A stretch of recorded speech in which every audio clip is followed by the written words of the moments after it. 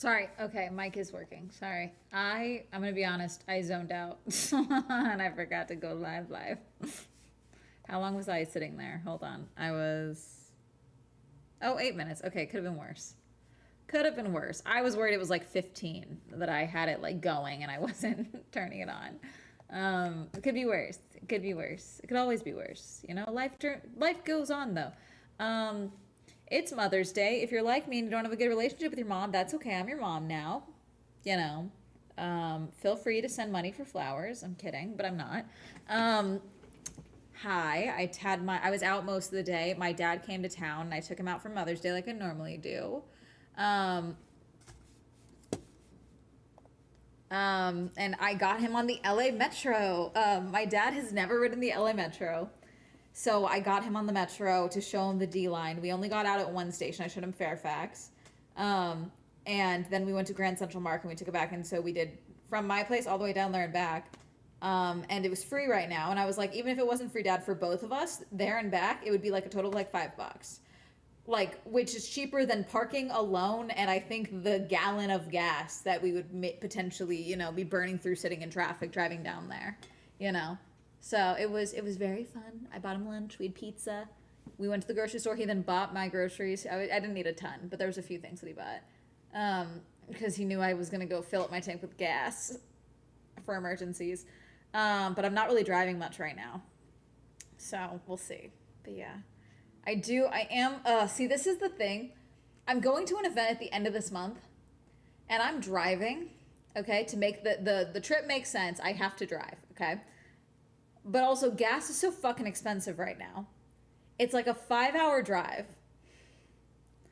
Flights are fucking absurd, so there's no point in me doing the flight, okay? Because flight plus Ubers to and from, like having a car makes the most sense. But with the cost of gas right now, I'm like, fuck, it's irritating. So, but I'm doing it. It's happening.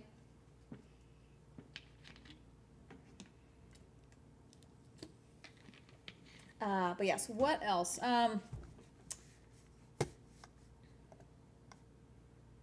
There's this guy that I want to beat the shit out of, but he's dead, so it's fine. Did you guys hear about the woman who was arrested? Free her. If she has a legal counsel fund, I will be donating. The woman who stabbed her husband and she's been arrested. Do you know why she stabbed her husband? Do you know why? He had her 2 little wiener dogs put down. He told her and she stabbed him. You killed my dogs. Free her. She's not a threat to public safety. She's not a threat to others or herself. No. Just to that man doing something fucking psychotic. Something batshit absurd as having her dogs put down. He's lucky he died instantly. I would have been slower. If anything happens to Hermes, I will become a risk to public safety. You'll have to lock me up, She's good. Free her, Free her. Free her. And God, the amount of people now that are like quoting that story and sharing other stories that involve like a husband committing violence against a dog or a pet of their wife to like for control or anything like that. What the fuck is wrong with people? Men. What the fuck is wrong with men? Like the other thing as well is it's like, okay, this is a difficult day for a lot of people. And I'm not one to talk because like my mom's alive and I'm not fucking talking to her. Like I'm not calling her today. That's not a thing that's happening. Okay. But also like going to the grocery store and seeing women picking out and buying their own Mother's Day flowers and with their teenage children. I was like, wow. Like, and I'm not one to talk. I really am not. Like, I can't say anything about that. Because I'm not calling her today, let alone getting her anything, But I'm also just like, Jesus fuck,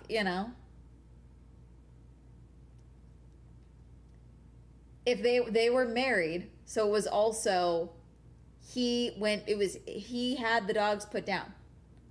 They were also his dogs. I had a friend that her ex-husband did the same. Yeah, see, that's batshit insane.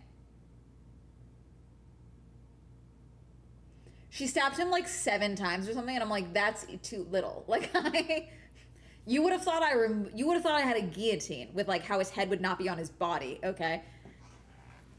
Oh God.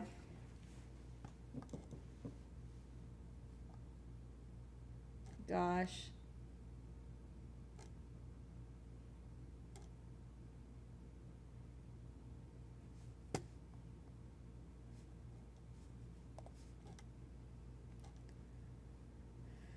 Argue self-defense because a man saying he's killed 2 animals to her very much feels like a safety threat. Yeah.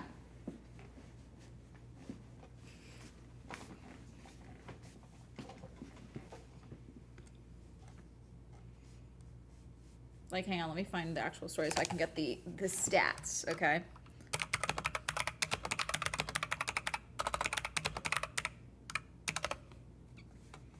I put dogus instead of dogs. Woman who stabbed husband after death of pet dogs jailed. Claire Bridger sentenced to 3 years in prison after attacking her estranged partner with a kitchen knife. Yeah, I don't give a fuck. Fucking let her go. A woman who stabbed her estranged husband in the chest with a kitchen knife after an argument about their pet dachshunds being put down has been jailed for 3 years. Claire Bridger, 64, initially sounded calm and normal when she arrived at the property where Keith Bridger was staying in Brampton, Norfolk, on June 17th last year, Norwich Crown Court heard. However, after a conversation about mediation, she demanded to know where the dogs were. Mr. Bridger explained that the dogs had been put down, which he claimed his wife had already been told by the vet. Mrs. Bridger became hysterical at the news, the court was told. She drove her car onto the driveway and sounded the horn repeatedly, shouting, "You've killed my dogs." Mr. Bridger stood in front of the car bonnet as Mrs. Bridger drove the car forward slowly until it made contact with him. Mrs. Bridger then threw the door open, and her husband became aware she had a knife in her right hand. After being stabbed once, Mr. Bridger said, "Claire, you've stabbed me," to which she replied, "Yeah, I'm going to do it again. How dare you kill my dogs?"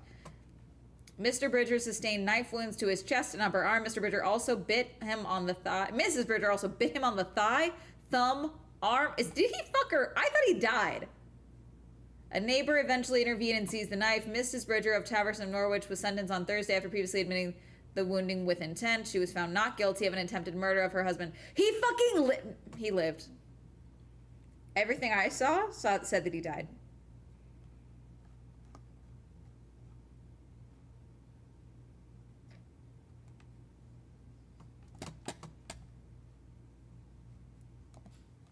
Shocked he's alive. Shocked.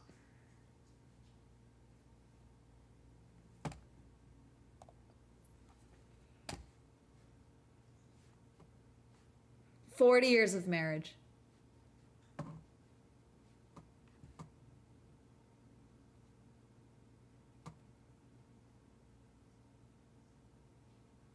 She punctured his lung.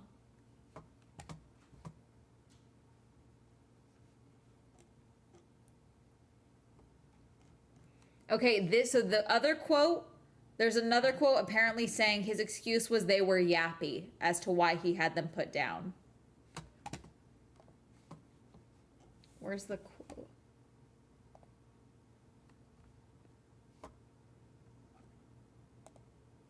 Jeez.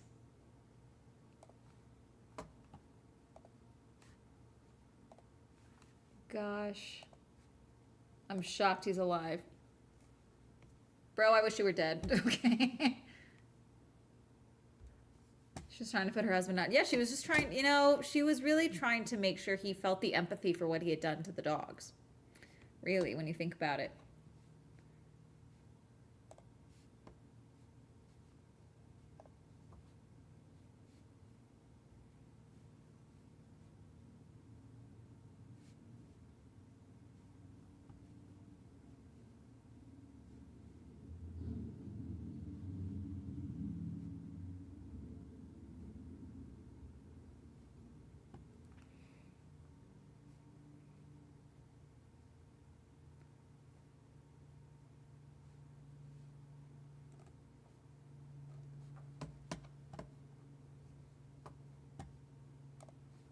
Mm-hmm.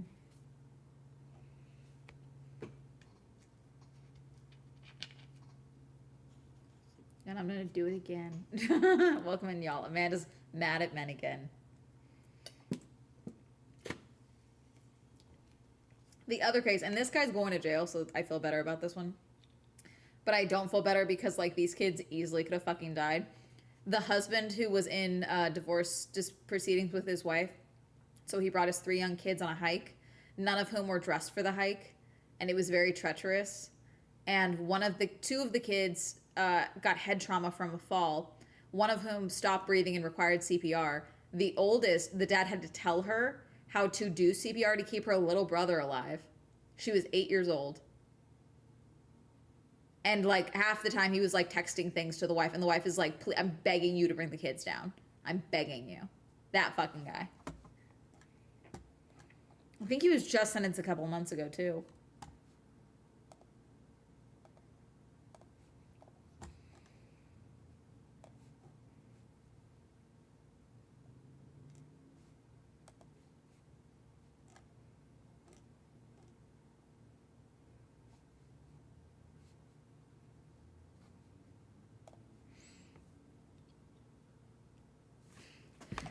Truly, when are we getting a men stress Amanda out emoji? Gee, I have no idea.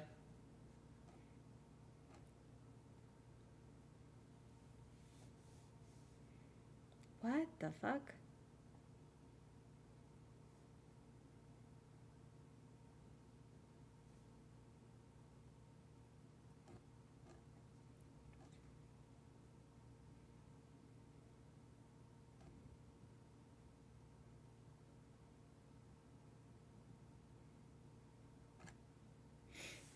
Okay, yeah, so I was having this conversation with my dad today, because my dad is of the opinion that, like, there's not a hantavirus outbreak, da da da da. He knows that there's the shit on the boat, okay, but he's also, like, we've talked about this, okay, he's da da da. But I was very clear with him today, because I was wearing a mask while I was on the metro, and when we were in, Grand Central Market and stuff like that in the grocery store. He was like, are you wearing a mask everywhere right now? And I was like, when I'm in a public space like this, yes, and we're also going into convention season, like, I have to be on top of it. But also I was like, listen, if you don't want to wear one, you don't want to wear one, fine. But, like, I'm not getting shit. I don't care what it is. Hanta, COVID, flu, norovirus, fucking the dancing virus, whatever the fuck. I'm not getting it. I don't want to get it. Leave me, icky, ew, go away. I'm gonna develop some form of, like, cleanliness, disorder. I'm gonna make sure I don't get sick. But I was explaining to him, I was like, Dad, see, the problem is that regardless of what you think of the pandemic, you can't look at pre-lockdown and now, pre-pandemic, post-pandemic, and think that people are actively better and that there's so much stuff that's not actively worse. Like, it used to be, if you were sick, like ill, you don't go to work, you don't go to school. Now, it's like, oh, it's not COVID, so it's fine. No, cover your fucking mouth when you're coughing in a restaurant, okay? Like, this is gross.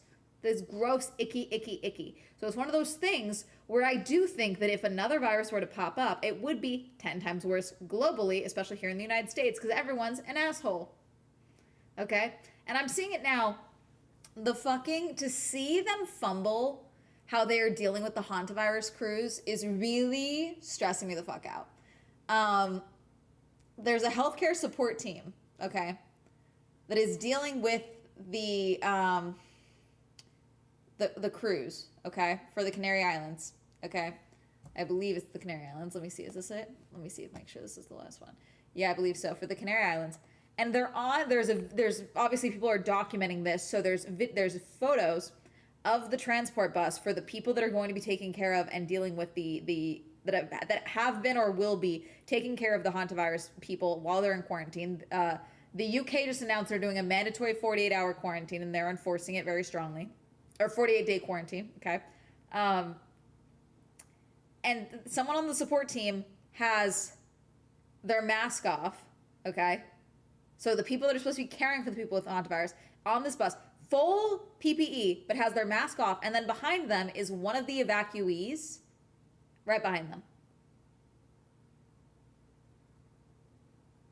Which means, like, it's just so dumb. And I get it. But I don't care. Like, I understand. Oh, it's physical, close to close contact. I don't care. We don't know. Okay.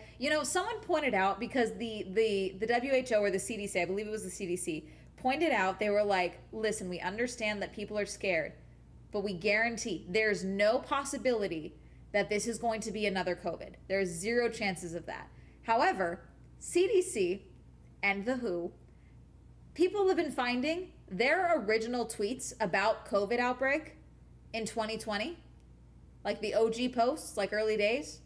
Yeah, those ones saying that it's not airborne, which COVID did become airborne, for those of you who don't know. It was there's suspicion it was airborne the entire time, you know. Like the fact that, like, because we didn't know the misinformation that was spread by our government agencies, and again, it's not misinformation, we didn't know. It's misinformation now because those posts are still up, which is people were able to quote tweet and be like, hey, it's crazy this is still up. Also, like, what the fuck are we doing? You know, like, there's nothing wrong with people panicking and being stressed out because COVID developed so rapidly. To say that hantavirus has zero risk of it happening that same way, I don't think we know that at this point, you know? Something more than a health thing at this point, you need to keep people calm. Exactly. And it's like, again, I'm looking at this to be sitting in front of one of the evacuees, and everyone is in full covered gear, full protective equipment, and you're taking your mask off on a window seat of a fucking bus. Fuck off. God, you, like, how...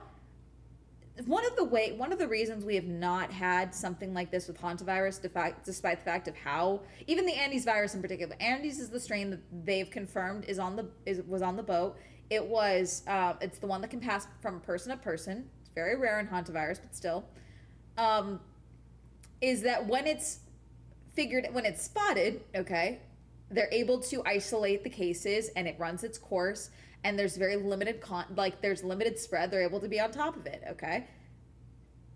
Because of because it was on a fucking boat, it's more people, you know, like it's more, I think the number of confirmed infections is up to 8, I believe. The death is still at 3. But the number of confirmed cases, I believe, is up to 8.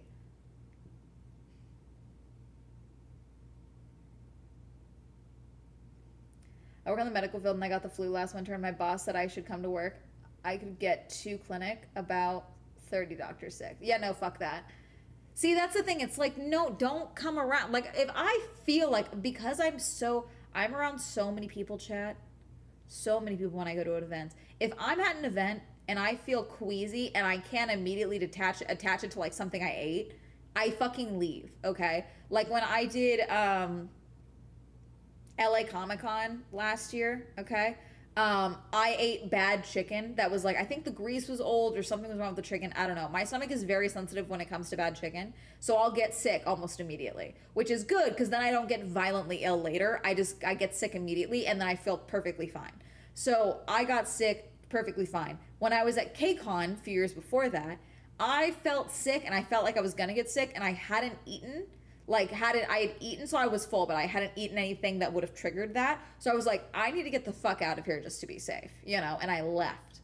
Same thing, if I ever feel like if I develop a cough, like I've talked about this with Anime Expo, because sometimes with the inability to breathe, I worry that I'm developing, like there was, I think my first or second year I went, I was terrified I was developing COVID because I couldn't breathe, and so quickly I felt like I was coughing like crazy. What it was is my lungs was not getting enough oxygen. So as soon as I was out of that, I was perfectly fine, you know? But again, if that had changed, I would have fucking left, okay? There's definitely been times where I'm like, I just don't feel that good. My throat feels scratchy. Let me wait. Let me sleep in a little bit more. Let me take it easy this morning. Let's see if maybe it's just like a sleep thing. Cause sometimes it happens in hotel rooms with me. If there's like an airflow thing, if it's humidity, whatever, you know? So I play it by ear. If I feel better, if it goes away and it was just like groggy throat, whatever the fuck, you know, then I'll play it by ear, you know?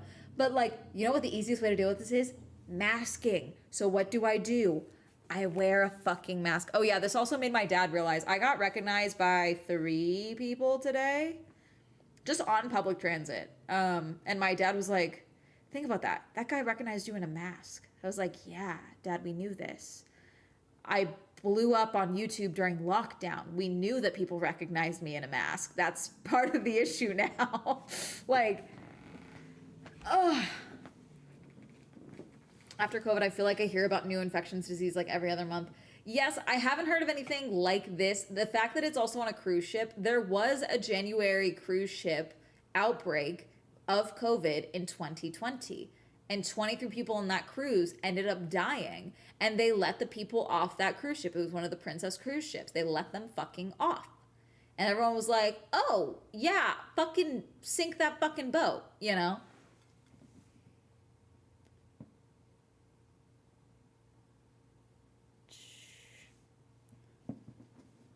Ugh.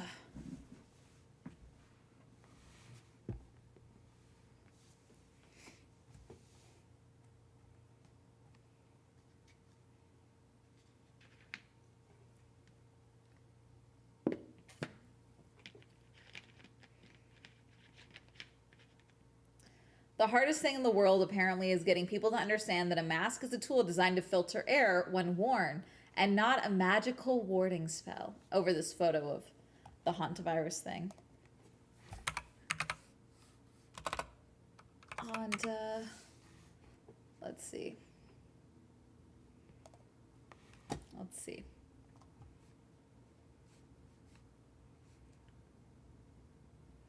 There was previously a hantavirus outbreak that infected 34 people and killed 11. Here is the successful protocol that was followed, which contained that outbreak. So if this was, is this the successful protocol you are using with these cruise passengers? Mandatory home isolation. Roughly 85 to 100 residents identified as close contacts were ordered by the judiciary to stay in their homes for 30 to 45 days. Police enforcement. Authorities used police patrols to ensure residents adhered to these isolation orders. Event bans. All social gatherings, including parties and even funeral wakes for those who died, were forbidden to prevent further person-to-person transmission. Do you know one of the guys that got off of the ship when the woman got off? So again, like we said, timeline is the boat docked at one point and a bunch of people got off.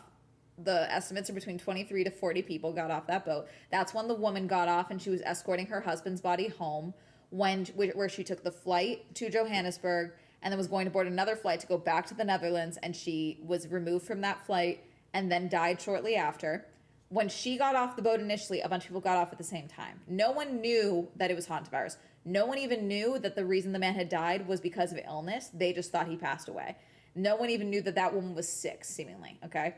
One of the guys that got off, he was at a wedding when it was announced that another death had happened and that they suspected it was hantavirus and that there should be isolation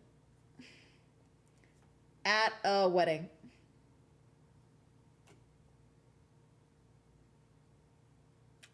And like, that's him self-admitting. That's not like the internet pulling that out. He was like, yes, I got the text. I got like the notification while I was at the wedding, like sitting at the wedding.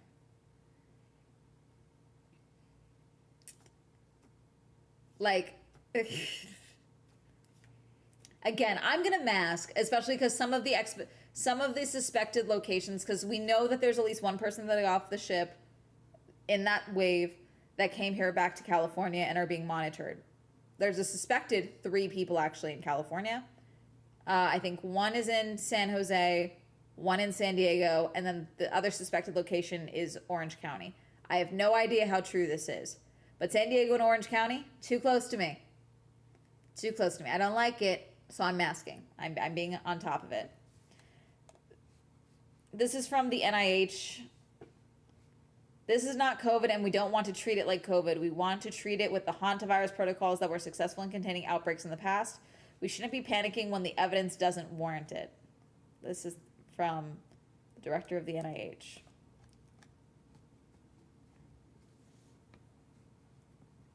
Someone said, bro, the hantavirus may not go pandemic because the RO is too low, but it won't be because public health officials were competent, LOL. There is absolutely no excuse for this. This is egregious. How can there be a public trust when we can't get a tiny quarantine done properly? Because this is what happened on board for the ship.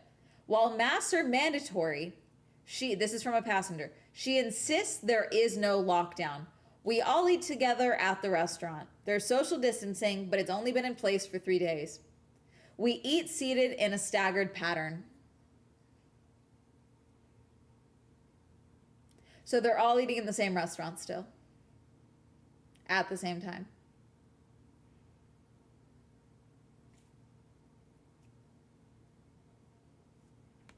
That's from 2 days ago. Like,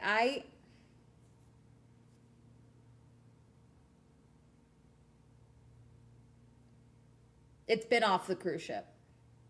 It's been off. So far, I don't think anyone that has gotten off has tested positive, but they are monitoring them for symptoms. And because it can have a long, so a lot of people, it's suspected that the couple got it from the landfill because of the time that it took. However, they were doing they had been birding for like 2 months and traveling. So who knows when they could have gotten it. They're assuming it was the landfill, but there could have been other times. People found his eBird profile. He was like 2 bird species away from documenting and seeing 6,000 bird species. That's fucking crazy. But that's the suspicion. The incubation period can be like a week to like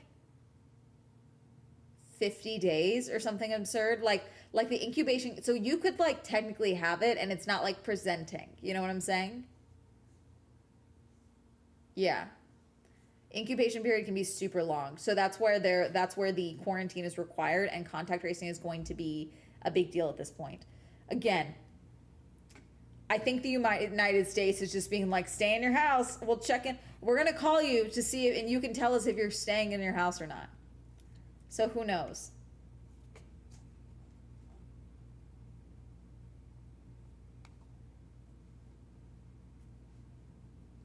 This is from CBS News. The 17 or so Americans on the hantavirus hit MV Hondias will be the last to leave the ship today after it dropped anchor in the waters off Tenerife in the Canary Islands before sunrise. CBS News is tracking a flight that left Atlanta, Georgia on a direct course for Tenerife South Airport. Tenerife South. Sorry, I keep wanting to add an L. Just about 10 minutes from where the Hondias is disembarking passengers.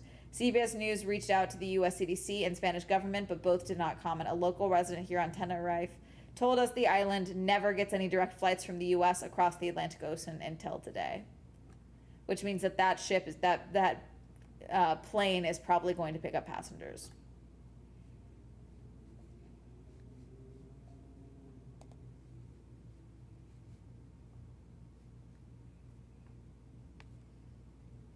I mean, the way things have been with the vaccine misinformation, anti-vax stuff, I mask most public places. I don't trust people in the right thing, and I can't afford to get sick. There you go.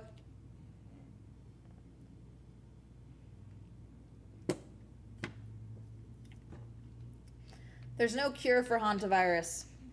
It is treating the symptoms, is my understanding, and hoping you live through it. It attacks the respiratory, is my understanding. It's very similar to COVID, but also because it acts so quickly, it can't spread the same way that COVID has. Therefore, that's part of the thing. Whereas COVID, it could take a long time to take you out.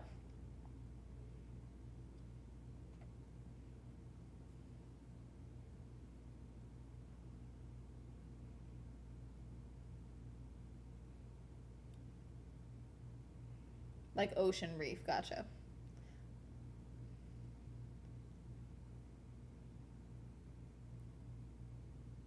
It's not a good way to go. Moderna worked on a hantavirus vaccine, you're saying? Was it unfunded? Because I do know I think there was people working on, I saw reports that there was, I have no clue how true this is. I saw reports that there was a research group that was working on a response for if there was a hantavirus outbreak last couple years ago, and Trump gutted it, is what I heard. I don't know if it's true, but it sounds like something Trump would do. So, but obviously he's gutted the CDC. He's gutted everything that's like not war related. So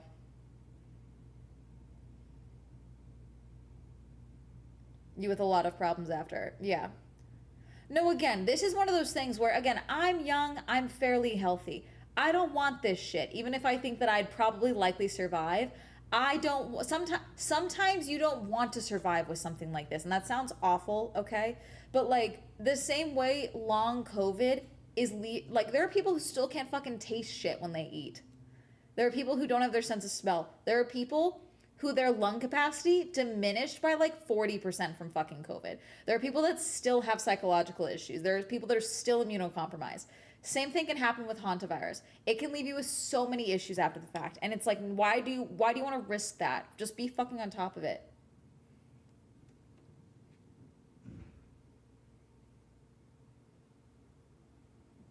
As a part of it all.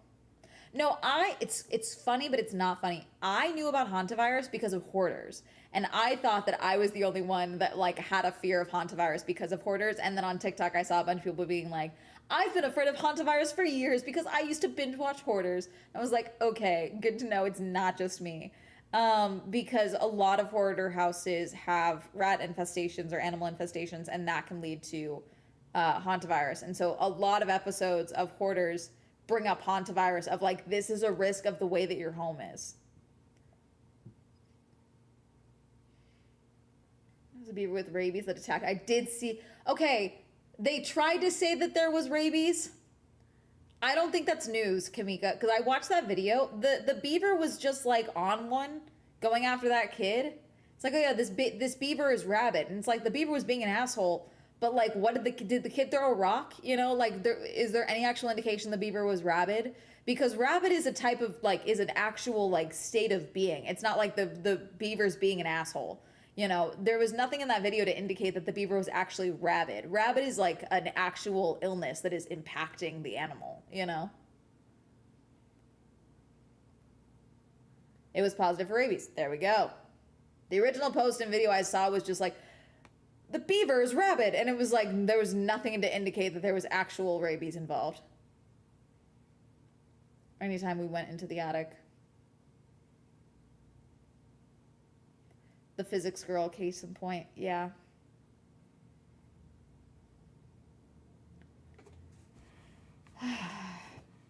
I did see the clip from the X-Files about the hantavirus. That was kind of funny. Where it's like, this girl did this. She died from this, not the hantavirus. And then the other person is like, why would you bring up the hantavirus? No, forget I said anything. But why would you bring up the hantavirus? And she like clearly is trying to get away from this, like the autopsy body. Robert Kennedy might eat the beaver. In that one of the biggest symptoms of rabies is becoming hydrophobic. Mm-hmm.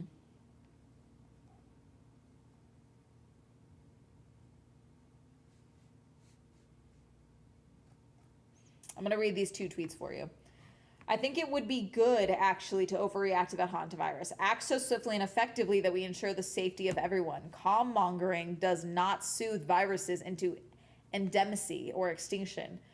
Only the masses to prevent disruption of the status quo, economic growth.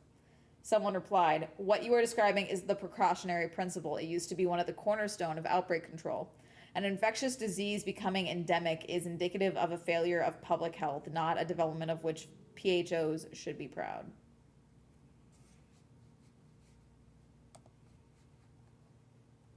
Someone said, yeah, this is what irritates me. Like, what are the risks of overreacting to hantavirus? 150 people had to sit in quarantine for 6 weeks. So what? That's literally not a risk. The risk of underreacting are catastrophic, so why accept any risk at all, even if it's teeny tiny?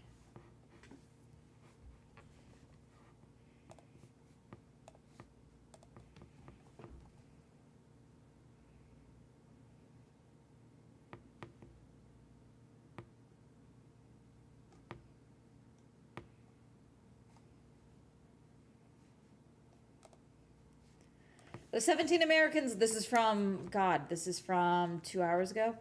The 17 Americans aboard the MV Hondias have disembarked from the ship arriving in Tenerife Airport in the Canary Islands. As of Saturday, none of the American passengers had tested positive for the hantavirus, according to the CDC. A total of 18... God, see, even looking at... I understand they're not on the boat. I understand they're not near the boat. The fucking news anchors not masking. Like, I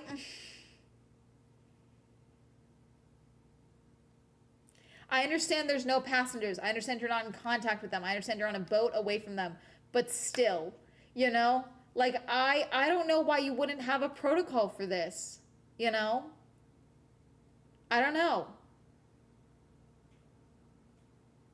As of Saturday, a total of 18 people will be on the American repatriation flight, including the 17 Americans and one British national who is a resident of the U.S. The Spanish Minister of Health told ABC News. ABC News' Maggie Rulli reports. Yeah, Maggie Rulli's not wearing a mask and it's going to drive me insane. So for hantavirus, human to human, it's close physical contact is what they've been saying. Hence, husband and wife, husband passing first, wife passing second. One of the other people that was sick was the ship's doctor. I believe that is not the person that passed away. We don't know a ton about the other person that passed away, aside from the fact that I believe they were German. And I think that's really all they've said, and that they were not like the same age as the couple. The couple was 70 and 69 years old, I believe. So again, we don't know details about certain things, and obviously it's medical details, so like we're not going to know details. But like the doctor getting sick makes sense, because if he is dealing with patients with symptoms and he's not wearing proper PPE, it would make sense, because sometimes your doctor has to get close to you to check your throat, check your nose, check all that shit, you know? It's a reason that they should be masking, frankly, okay? So that makes sense. But again, it's like, if other people on the ship test positive, that was one of the concerns with the flight attendant. That is the one that apparently removed the woman who passed away from the plane.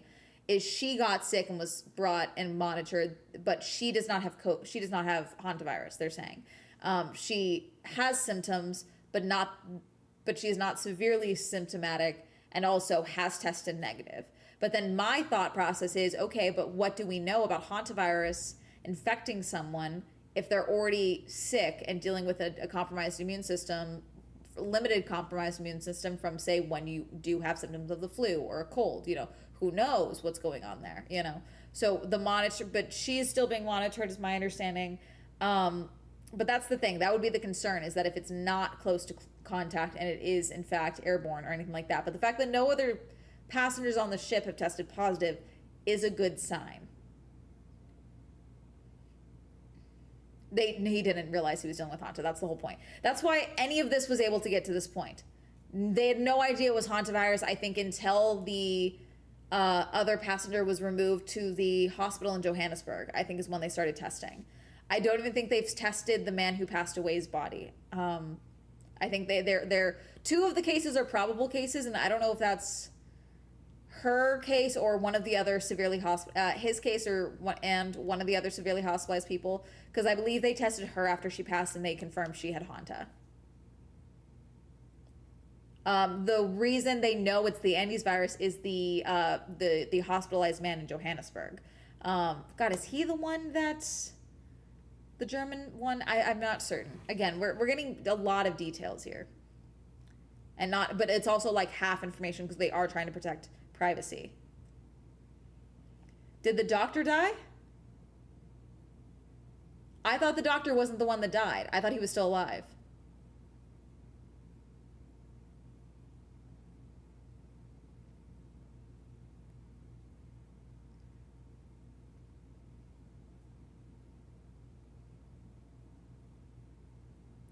But who is the decider of overreacting? Because I think within the last decade, we had a global pandemic that got out of control because of lack of caution, lack of protocol, and underreacting. So now, overreacting is simply just like respectability politics, seemingly, for the public, you know? And let's not cause a run on the stores. That's the goal here. Let's not cause everyone to globally panic. Sure. I want the CDC, though, in their treatment of the actual people on this ship, I want them overreacting. Flying everyone to different locations, I don't think is a good idea. I'd rather they be fucking, hey, we built a temporary, quarantine tent. You're all going to be in that. I'd prefer that, frankly. Yeah, the doctor has not died, is what I thought.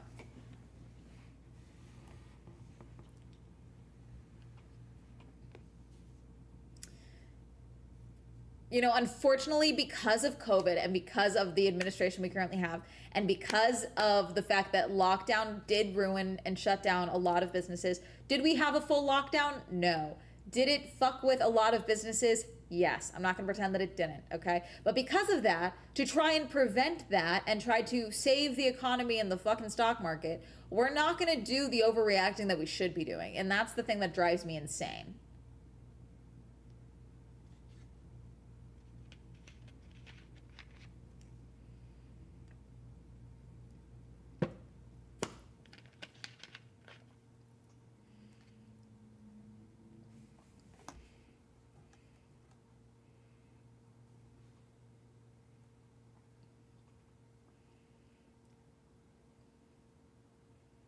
I don't think China overreacted at fucking all. Again, I think we're using the word overreaction way too fucking easily. People were collapsing in the fucking street in China. I saw numerous videos of doctors begging for help because they couldn't save their fucking patients. And people were dying en masse. I don't think that's fucking overreacting. They had no idea what the fuck was happening, and they were begging for help from other global leaders. Like, I don't think that's fucking overreacting. Look, millions of people died. I feel like we're using the word overreacting too loosely. I really do.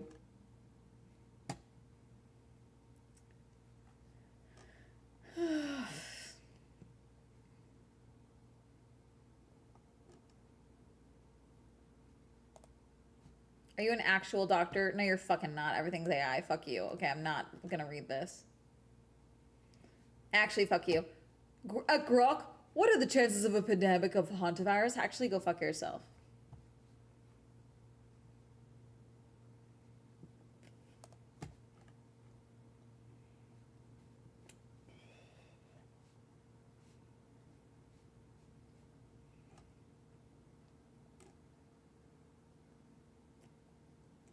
Again, I feel like separating them based off of nationality and then flying them to their home countries for repatriation flights.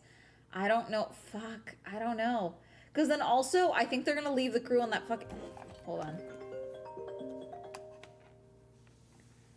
Hi, I am streaming. Did you make it home? Yeah, I did. I love you. I stopped by Tommy's Chili Burger and got Rosie and Rosie some patties and me a burger. Okay, fine. Bye. Had a great time. It was a fantastic day. I totally love you and I had a great time. Throw some kale on that chili burger. Oh, I'll do that. Okay. That's a good idea. Bye. Sorry, my dad just got home. He went and got a chili burger. But no, my dad, when we were at the store, I was telling my dad, there's the girl on TikTok that I'm gonna steal this from her. She cuts all of her meals with kale. So she takes a handful of kale, like a cup, chops it up really fine, nukes it in the microwave for like 20 seconds, and then like portions out her food like half, and then like stirs in kale. So she gets all the fiber, but also it's smaller portions. And so I'm making my dad try it, and I'm trying it too. So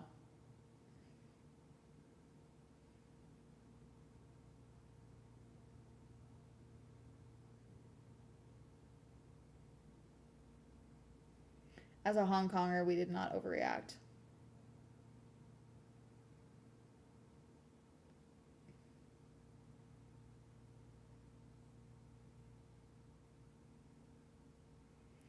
Harsher measures, but again, harsher measures because they saw people dropping like fucking flies.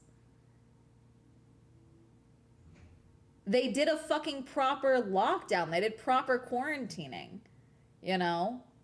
Like, you can be like, oh, that's overreacting. People were dying en masse, you know?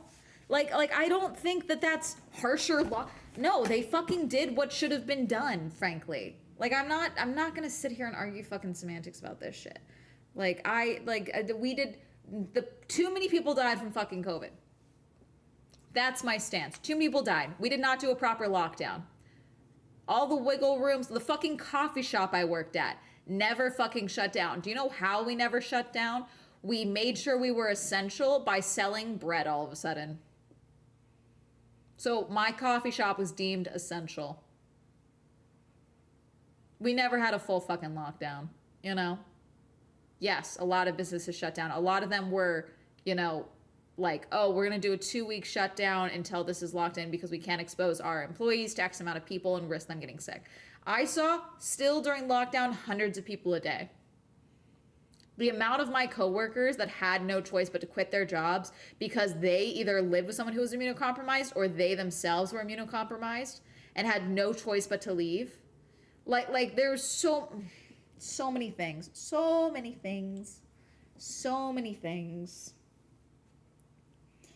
Yes, would a hard line 2 weeks across the board, would that have been difficult? Abso-fucking-lutely. But the wishy-washy shit that we kept doing, that wasn't a proper lockdown.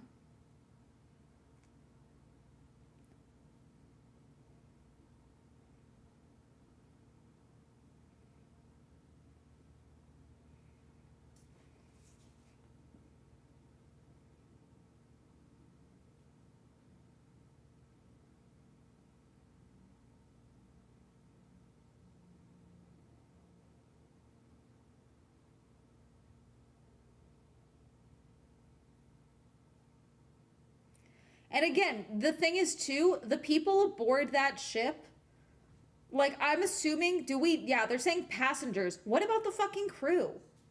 Because you know what happened during COVID? A lot of fucking cruise ships, once they evacuated passengers, they left the fucking crew there. How many of the people that were disembarked from the ship were American employees that were working on the fucking cruise ship? How many of them get flown back on the repatriation flight? You know? How many people are still working while they're like, you know, I hate this. I hate this so much. I'm getting too much deja vu. Okay. I was not 16 when COVID happened. I was 22. Okay. I was extremely online. Okay. I saw so much shit. I remember these stories. Okay. The amount of children that became orphans and then became parents of their younger siblings in a week, you know, like this.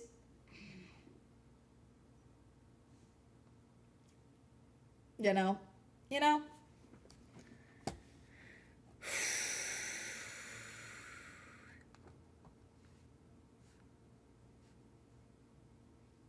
Yeah, people saying not to worry about hantavirus spreading because it requires close contact, like we don't live in a society of people who refuse to stay home if they're sick. You know what? I was at the museum the other day and I was wearing a mask, okay? And I took my mask off because I went and had lunch in their little grill there. I was like, oh, let me get a sandwich. You know, I got a grilled cheese, okay? And then I saw a woman who was there with her daughter, and she coughed into the air near my direction. Thank God I had already finished fucking eating. I smacked my mask back on, and I fucking walked out. Do you know what else hantavirus can be carried in? The close contact shit? Yeah, your fucking saliva. It just sits in that. And people forgot fucking covering their fucking faces.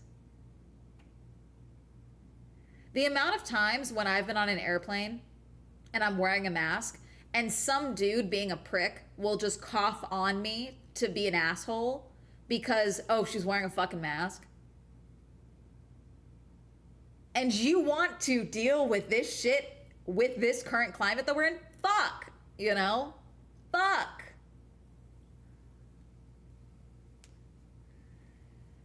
Oh, God. I hate it. Fine. Amanda is overreacting to hantavirus. Fine, let's do that. I am overreacting. Totally. I'll fucking wear it with pride. Because you know what I'm not gonna get? Fucking hantavirus. I'm not. I'm fucking not doing this shit.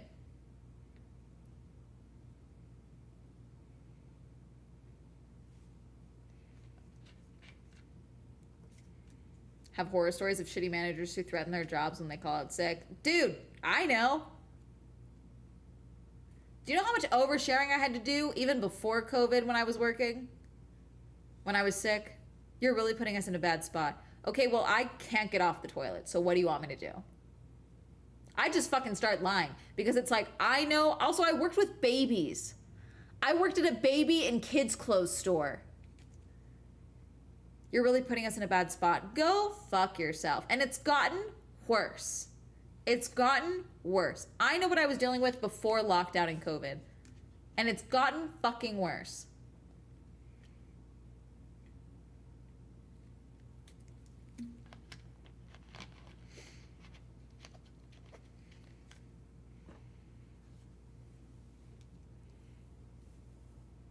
Don't even get me started on the FDA. Like they're lifting all the testing, and Trump's like, yeah, it's fine if we don't test for bleach in this shit. You know, fuck it, fuck it.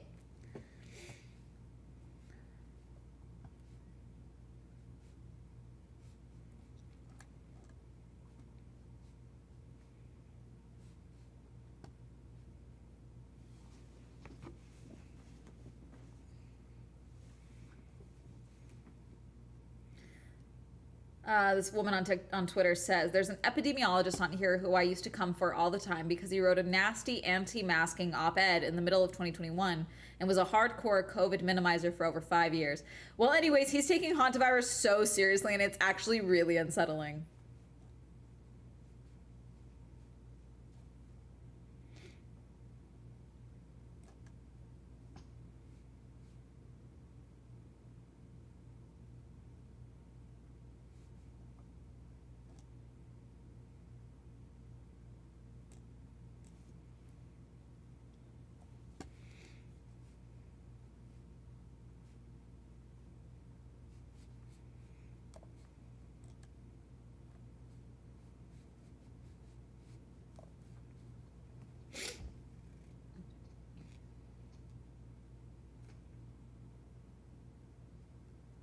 People are underreacting to the hantavirus.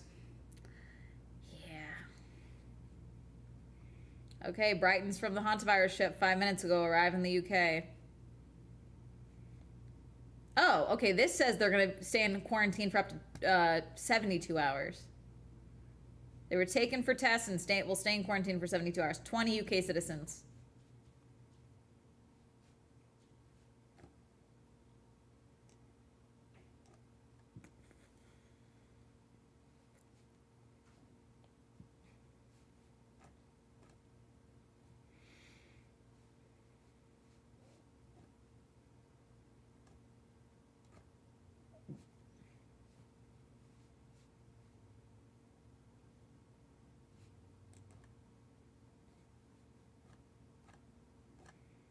And of course, there's already idiots saying the vaccine causes hantavirus. I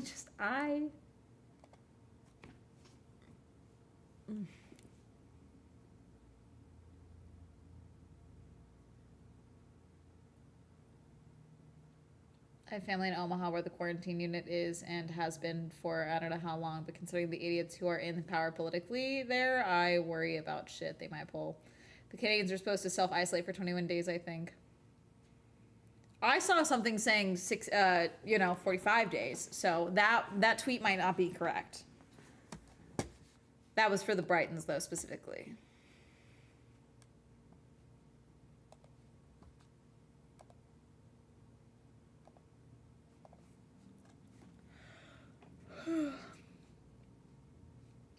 Okay, update on French response to Hondius. God, this is the thing. Like, this is one of those things where it's like we're seeing a microcosm of how global politics deals with something like this. Because, like, I truly don't think there is any, like, contained, like, travel situation that can be as diverse in one location as a cruise ship, okay? Because certain places, like you're going, like when I was in Japan, even aside from obviously Japanese people and people that were foreigners that lived and worked there, most of the people that I met while traveling at any point were from California or they were Australian 90% of the time. Now there was other randos in there 100%, but most of the time was Australians or Americans that were specifically from like California. Okay. This though, the ship, for a small ship like this to have this much variety of countries in it, I think that's also the fact that this was a luxury expedition cruise. Like that already, we're going to have higher ages, higher net worths, and things like that. Because probably a lot more retirees. Like when I went on the what's it called, river cruise. Brought COVID home 4 times. Whole family caught it twice because he is never careful. Love what that means for me. My dad got COVID. He got the Delta variant, the Delta strain. For those who don't remember, that was the one that was beating the shit out of people. And they determined it was pretty contagious, I had just gotten my second vaccine not too long before that, and my dad would have died if I hadn't left LA to go and stay with him and take care of him. Me and Hermes went and took care of him. I had just gotten Hermes not too long before that. And I never got sick. I stayed masking when I was inside the apartment when I was near him, but I was in pretty close quarters with him. I was taking care of him. And he was violently ill. And I never got sick. I later got I believe they called it the Omicron variant. And that one, some dude fucking coughed on my head during fucking New Year's Eve. And I had a mask on then. And I still got it. But that one was less severe, but I think they called it more contagious. You know, like there can be variants of this shit. Now they know it's the variant, they know it's the Andes variant strain. But also a lot of people are saying that the CDC is saying direct prolonged exposure. And then there are epidemiologists that are like, hey, so that's not what the literature says really at all, which is concerning. I don't like this. I don't like it. Before this kind of virus. Yep. But you know what? Not when it comes to the United States, because we just want to bomb everyone and take their oil and their money, because we're the best. You know? It was so contagious. Yeah. Like, and I was so annoyed too, because I got it like when I got COVID originally, I got it so late. I was like, this is almost fucking agitating. Like, I got COVID like New Year's Eve 2022. God, no. Was it? No, it would have been 21. Yeah, it was New Year's Eve 21 into 2022. Like, it was 2 years in. And I was like, this is fucking embarrassing. Like, to get it this late.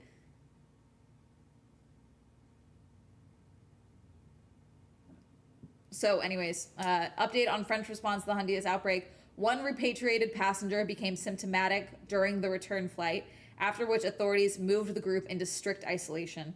Had symptoms appeared a few days later, the risk of broader transmission would be much higher. This is exactly why long incubation periods combined with global transportation create difficult containment problems. So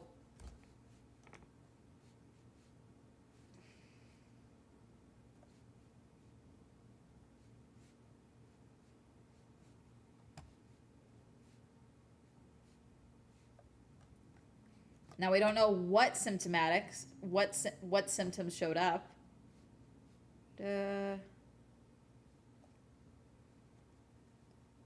National territory. One of them exhibited symptoms on the repatriation flight. As a result, these 5 passengers were immediately placed in strict isolation until further notice. They are receiving medical care and will undergo testing and a full health assessment. Starting this evening, this is today, by the way. This is at 9 a.m. my time. Starting this evening, I will issue a decree to implement appropriate isolation measures for close contacts and to protect the general population. The Minister of Health will speak this evening. From Sebastian Lecornu, Prime Minister for France.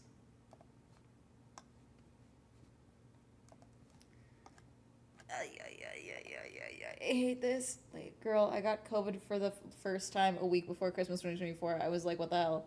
Yeah, I got COVID very late. They had the antivirals. My mouth tasted like metal for a week, and they kept me out of the hospital. Jeez. I went and got my PCR test. I never was hospitalized. I really only had it really bad for like 12 hours. Like 12 hours, I was like, my head's in a fucking vice. I was coughing like crazy. My headaches were the worst. What lasted the longest was the brain fog. The brain fog was getting to a point prolonged past when I was symptomatic that I almost went to go get a neurological scan because I was like, my job is fucking done. I would be filming a video and I would be talking and all of a sudden I would lose my entire train of thought. And not even like the train of thought, like, oh, I remember what I was talking about. Like, I full on would blank out. Like, blank out like fucking crazy. Like, I'd be in the middle of a sentence and all of a sudden I would like pause for a second too long and it would be fucking gone. I was driving through Burbank at one point and I almost had a panic attack because I couldn't remember this name of the city I was in. I knew exactly where I was and where I was going and why I was going there, but I, for the life of me, could not bring forward the name Burbank. It would not come into my fucking brain. I almost pulled over. I was freaking the fuck out. There was it abated eventually, but it was a good 2 months before I was like fully like, okay, I feel like my brain is back to where it should be or has been, you know. I have a family friend who like everything she tastes that is, I think it's anything meat, so any like literally any protein. So it's not like the red meat allergy. It's like any proteins taste like black licorice. Still, it all tastes like black licorice, regardless of what she does to it. She's tried covering things in cheese. She's tried teriyaki, like different sauces. She's tried seasonings, everything tastes like black licorice.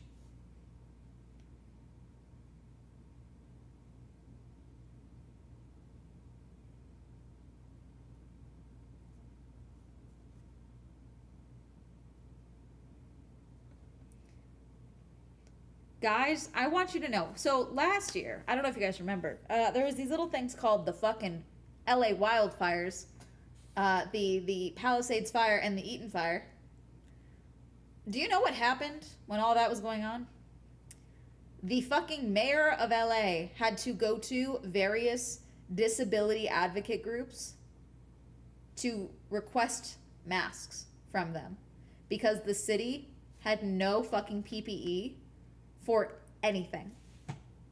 They did not have enough masks for any potential COVID outbreak. They had no masks for wildfires because now masks, the least you can do is wear a mask when there's a wildfire. If you are outside in severely contaminated air like that of a wildfire, even if you are not at risk of smoke inhalation, it can be like smoking a pack of cigarettes in 10 minutes. The long-term deterioration effect of your lungs. And again, especially here in the Eaton fire, it's one of the reasons me and Hermes evacuated, even though at the time, like they were like, hey, if it jumps the freeway, you have no fucking time, but you probably are at low risk. Still, I was like, I can't walk my dog in this. It'll fucking kill him. These were old fucking houses that were burning. There's lead paint in these bitches, you know? Like that burnt, like the chemicals. You don't want to inhale that shit, you know? There was no masks. But the air was shit, exactly. Fucking in Orange County, the air was still bad, you know? And again, we're about to have our crazy fire season. But even if you don't, if you are in California, if you are in an area that is used to wildfires, please buy masks. Please buy some masks. Some N95s, some KN95s, whatever, okay? Buy some so you have them. Even if it's not hantavirus, buy some, okay? Just so you have it. Because we're, the fucking Forestry Service, everything's being gutted, and we're about to have the hottest summer on record. California's in our fire season. I'm fucking worried. Not gonna pretend I'm not. Portable air filter, where is it? Hang on, I have this thing.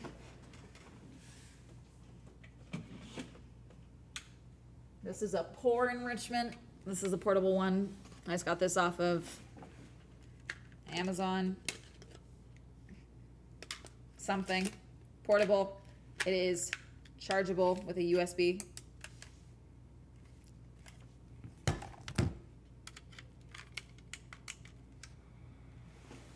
This is gonna chill here, actually. Just gonna chill on my desk. You guys are gonna hear a nice low hum for a while. I should have this up here anyway to begin with because I don't get a ton. This is higher than the rest of my apartment. I have 2 other filters. I should get, you know what? I'm gonna go order. That's what I'm gonna do. I'm gonna order replacement filters for my air purifiers. That's what I'm gonna do.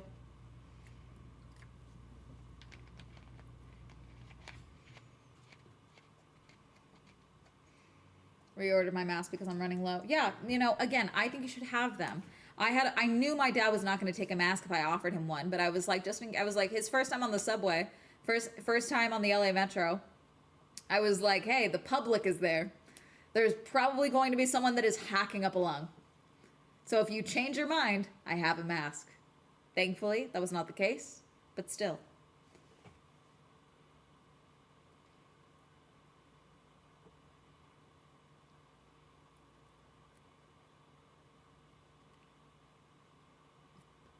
Who understands the ravings of a lunatic psycho? He wants to privatize as much as possible. Jas, like that's most of it. He wants to privatize as much as possible so that he can sell off something to his like rich buddies. If a bunch of Americans die or get destitute and end up in jail and therefore become, discounted slave labor, because that's what it is to be in jail in America, great. It's fully the goal. Don't have to pay them if they're incarcerated.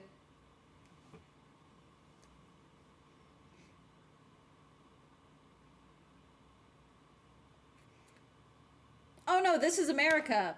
War money doesn't count here. It's girl math. American girl math. Haha.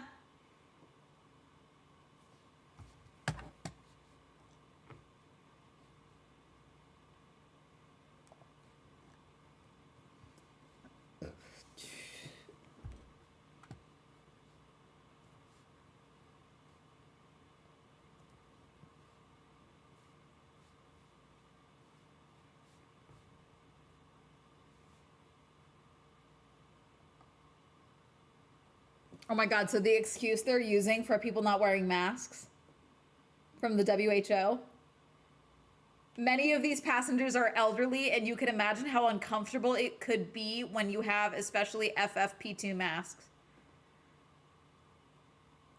And someone said, right, so you go on an extremely remote South Atlantic adventure for weeks on end, but you're too frail to wear a mask.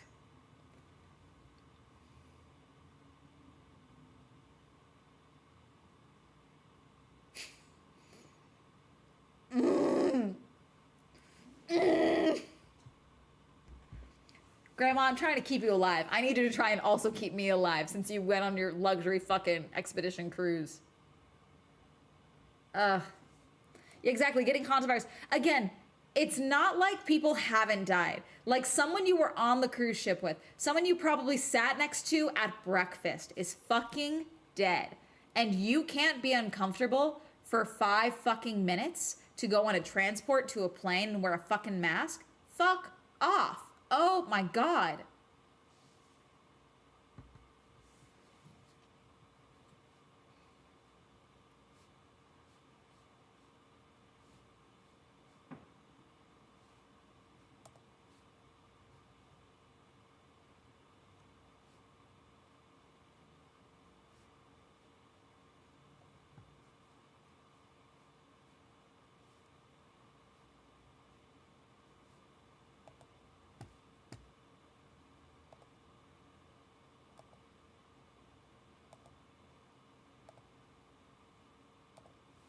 Mm.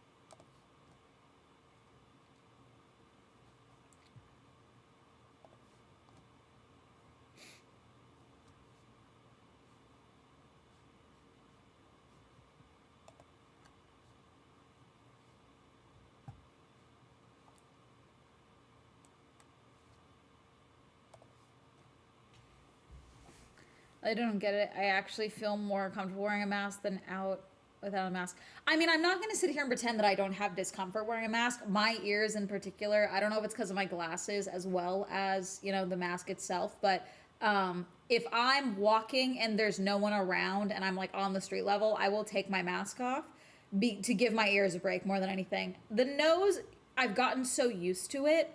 Like, as you can see, I literally have the line from my mask. This is from between Friday when I was out and then obviously, the last couple of days. So you can see where the bridge, but that's because I keep it really tight and then it gets pushed down further because of my mask, my glasses, to have a solid seal. So when I'm flying and stuff, yeah, it gets uncomfortable, but I do get used to it. And then I'm also like, okay, well, what's the alternative, Especially, like, I'm fortunate, this was fucking awful, okay? But, like, I have the fortune of remembering what it was like to have norovirus. Norovirus fucking sucked. And you know how I got it? An ice rink. A public ice rink after Christmas. And I know it's that because 2 other people in my group got it, and they were people that I was not in close contact with. They got it as well in the same period of time, so we're fairly certain we all got it from the ice rink, so it's the only thing we all did together. And guess what? Fucking awful. Awful, awful bad. And the problem with norovirus as well, and I do think this was also part of the problem as to why it spread a lot in that period of time, was the fact that you can feel fine. Like even when you think you're done with it and you feel better, you'll feel perfectly fine, and then out of nowhere you'll throw up again. Out of fucking nowhere, you'll feel fine. So like I was masking, but like it was like New Year's Day or something, and I was like, I need groceries. I've been living off of fucking saltines for like 3 days. I need to go to the grocery store. So I put my mask on and I felt okay. I was like, I think I'm okay. And I went to the store and I got back, and as soon as I walked in the door, I immediately threw up again. I was fully masked. I didn't touch anything. I didn't put it in my fucking bag and take with me, But I did self-checkout. I made sure I didn't touch shit, And I had showered beforehand. I had done everything I needed to do. But still, it's one of those things. And so I know to mask up, but there's also people that don't,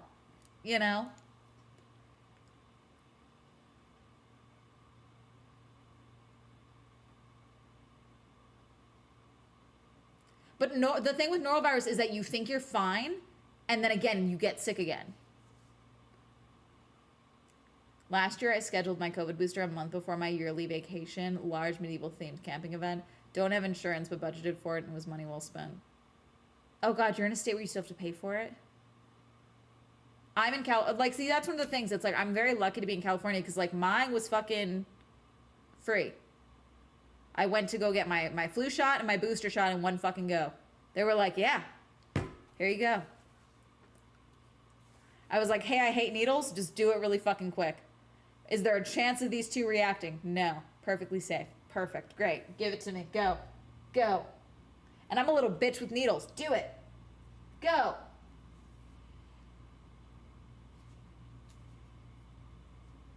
Stop being free a few years ago. See, that should be illegal to me. That's fucking insane. I think that's because fucking Biden delisted it as again, I want to make something abundantly fucking clear. I have a lot of fucking issues with also how Biden dealt with COVID, okay? Make that abundantly clear. Trump was president when it fucking started, but still. A lot of the stuff that the way the pandemic ended is because of the way, we got to get back to normal. This is no longer a global, we're taking it down the risk status away from pandemic, okay? Which is why a lot of insurance companies and such got rid of the vaccine requirements. And did, exactly. Agitating. No mandatory quarantine for U.S. passengers. This is from a day ago. A CDC official said Saturday the federal government doesn't plan to have the repatriated American cruise ship passengers quarantine upon arrival in Nebraska. We are not quarantining anybody, a CDC official told reporters on a call Saturday. How the fuck are they getting home? Those fuckers aren't just gonna stay in Nebraska. It's Nebraska. You gonna let them fly home?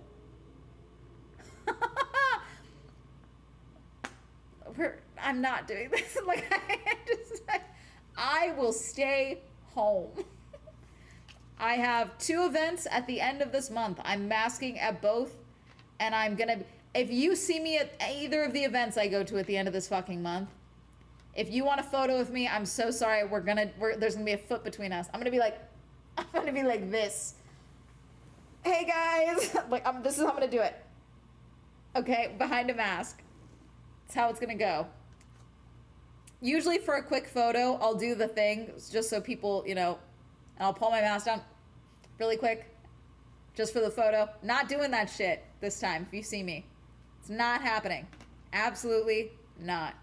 Mask stays on. Okay? I'm going to both. It's booked. It's happening. I don't want to live in fear, but fuck. I'm going to be taking precautions. And again, if anything goes south, anything, I'm leaving. Fucking leaving.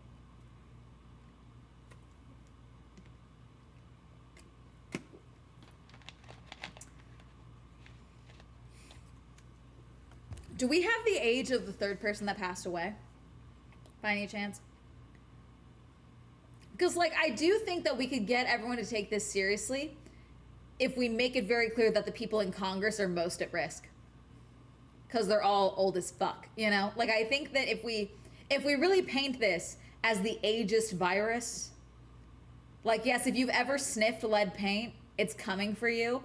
I think we really could get the United States government to take this fucking seriously. Trump, your political cabinet, all of Congress, you're all at fucking risk, you know?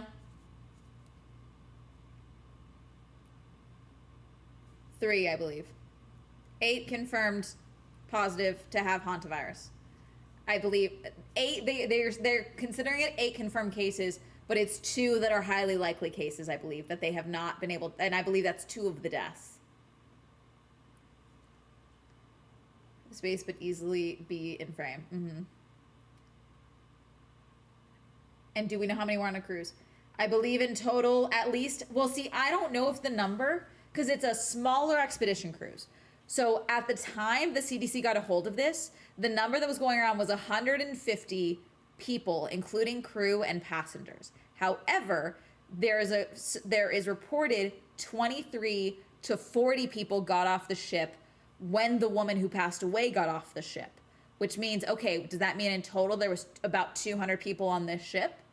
How many people in total? Like, there's so much, like, mis-speculation about the ship itself, but it is a smaller expedition cruise ship.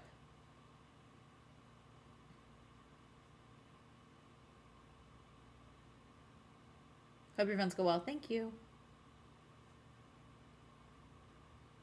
And I'm not just wanting to, I'm not just wanting to stay in the house, and I have a bedroom wherever I want it there. Cool. 2 people already flew home.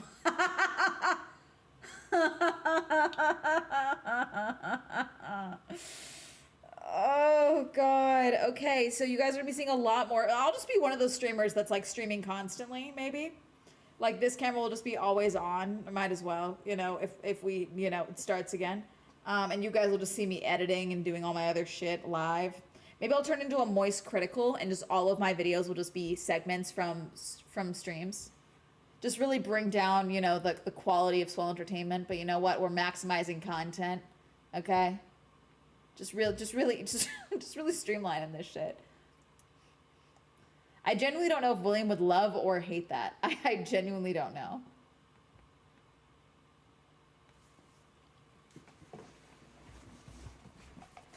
The mountains in Ukraine. Dude, I low-key was thinking about that. Not for the mountains of Ukraine. I was thinking about, like, God, what if I bought land that they are redistributing for where the bison and buffalo are? Because they're trying to drive them out. It's like, what if I bought that land, and then it's like, so it's like, oh, I'm a rancher, it's private land, but like they're still wild bison, you know? So they could stay on their land. I was like, God, how much would that fucking be? Probably a couple million, you know? But I was thinking about that number. I was like, God, how the fuck, how do I make that work, you know? Yes, I heard about the CSAM shutdown. It was a sting for people that were just, you know, creating and distributing CSAM. And 23 people were on Disney cruise ship, but it was not just Disney. We need more mods for that. Yeah. Do we know the effects of the virus? Respiratory distress. It's very similar to COVID, but it does have a higher fever. Because did I have a fever when I had COVID? I think I did. It's respiratory distress is the main thing, is my understanding. It's very flu-like symptoms. It's fever, but without flu-like symptoms, I believe. No. It's very similar to COVID, but it kills you faster. About 23 to 48% death rate of hantavirus. You don't want it. Okay? Don't get it. Avoid it. Can we have a new puppy streams playing with Hermes? Yes, we can have more Hermes streams. I feel like we would have to get Hermes like a new bed thing. He would hate lockdown. I got him during lockdown. I got him in 2021. So he was, and I was already like working from home at the time, so he was around me a lot. I don't know how he would do with another one. A GoFundMe for the bison. God. I love bison. I love buffalo.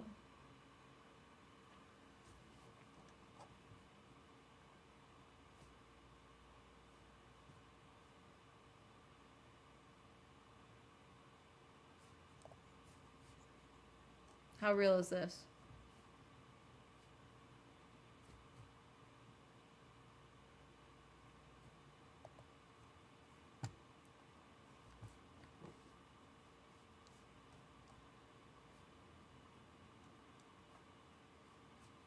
The biggest window is 48 hours before and 48 hours after the start of symptoms, the podcast where he is interviewed. Super spreaders and person-to-person transmission of Andes virus in Argentina. This is from 2020. Of course it is. This is from the New England Journal of Medicine. By this initial roughly 1 day from Ontario. This is from the 9th. I have no idea how real this is. But I mean, this is a real study that's being cited.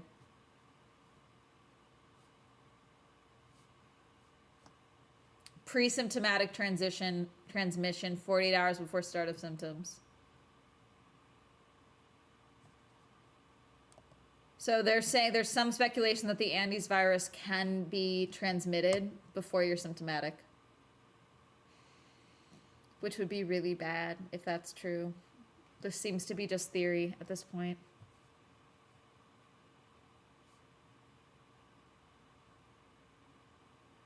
Is it up to 9 cases?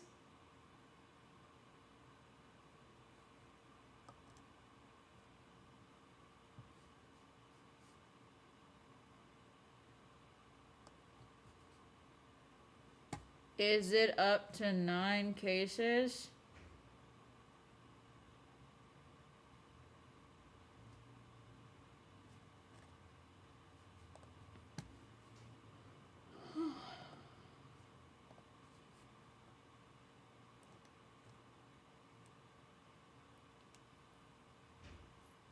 Imagine the world dealing with this had we not gone through the pandemic. It's not going great this time, but we'd probably all be dead already, TBH.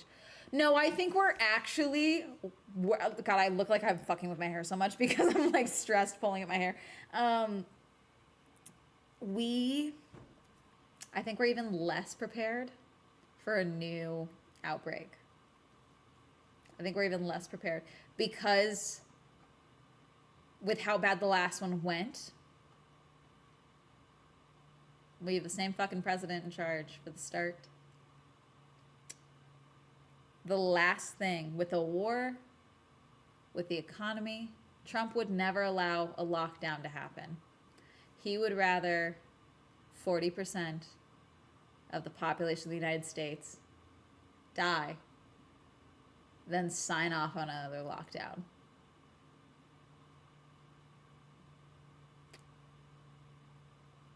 So other countries might take it seriously. Here, at least in the United States, I think we'd be fucked. I do think we'd be fucked.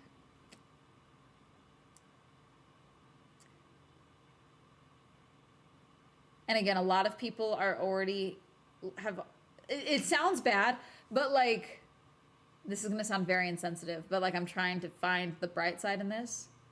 A lot of people are already unemployed and therefore could make the choice to self-isolate, you know? And that could be the saving grace for a lot of people.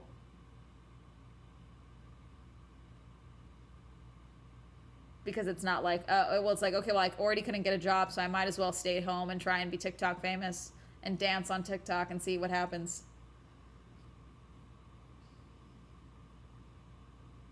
And go to work. If you take ivermectin, I swear to fucking God, chat. I swear to God. I swear to God. Do you guys remember the ivermectin? God, was it ivermectin? God, what was it? Was it ivermectin or something else that the couple was like, oh, our fish use tabs of these, and they just took the fish tabs and were fucking hospitalized? I think one of them died. I don't remember. They just got violently ill and they had to call poison control. The U.S. is such a small country. You're so right. We're so tiny and puny. Oh, God.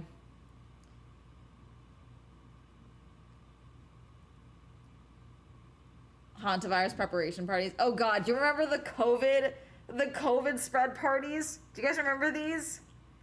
Because they thought it was like they thought it was like chicken pox, parties. Do you remember this? Because for many people, you can only get chicken pox once. And so at the start, people thought if you got COVID, you would never get COVID again. And so if someone was like confirmed to have COVID, parents would get their kids and they'd all get together and have a COVID party to hope that the kids would get infected with COVID so that they would only get it once. And then their immune systems would be stronger. Do you guys remember this? Like, I'm sorry, I'm like saying this and like it feels like a fever dream, but like I remember this happening. This was real. Like this sound, oh God. Like it does sound like I'm making that up, but I'm dead fucking serious.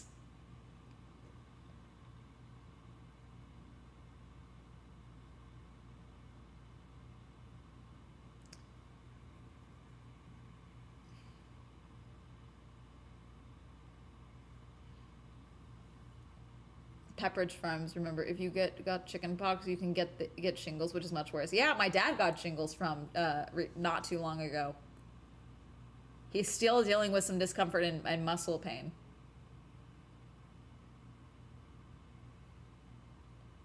I've unfortunately heard stories that came from active X corners. Dear God. As frustrated as we are, imagine how frustrating and how stupid people were during plagues in the ancient Greece. Yeah, dude, we're not worried about that right now. We're thinking about the reality. We understand history is cyclical. Dumb people gonna dumb people. The rise of fascism is imminent. You know, we get it.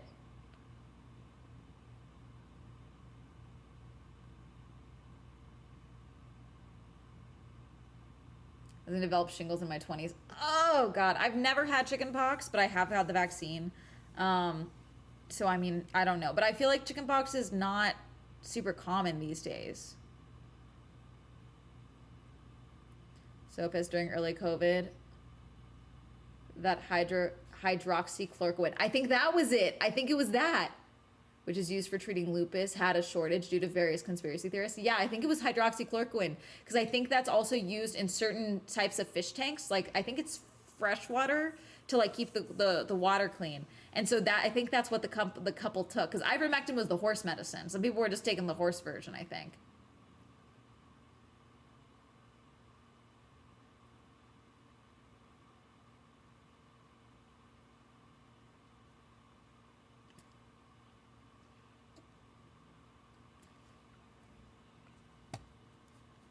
It's being easy, make no sense to me.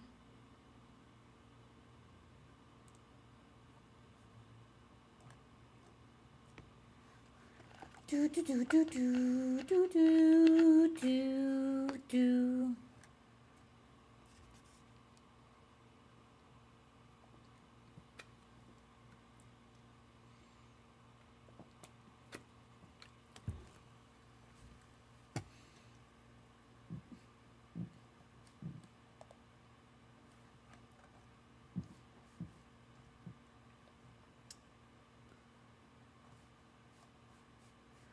Uh,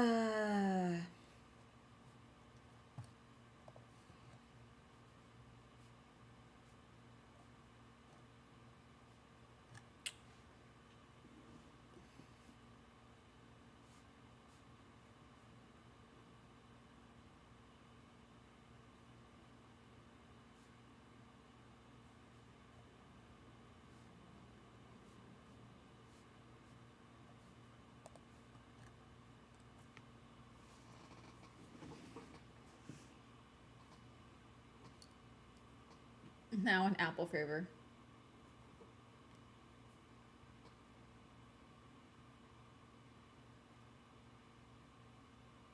A COVID cures to the point they changed how videos were shared in the app. Yeah.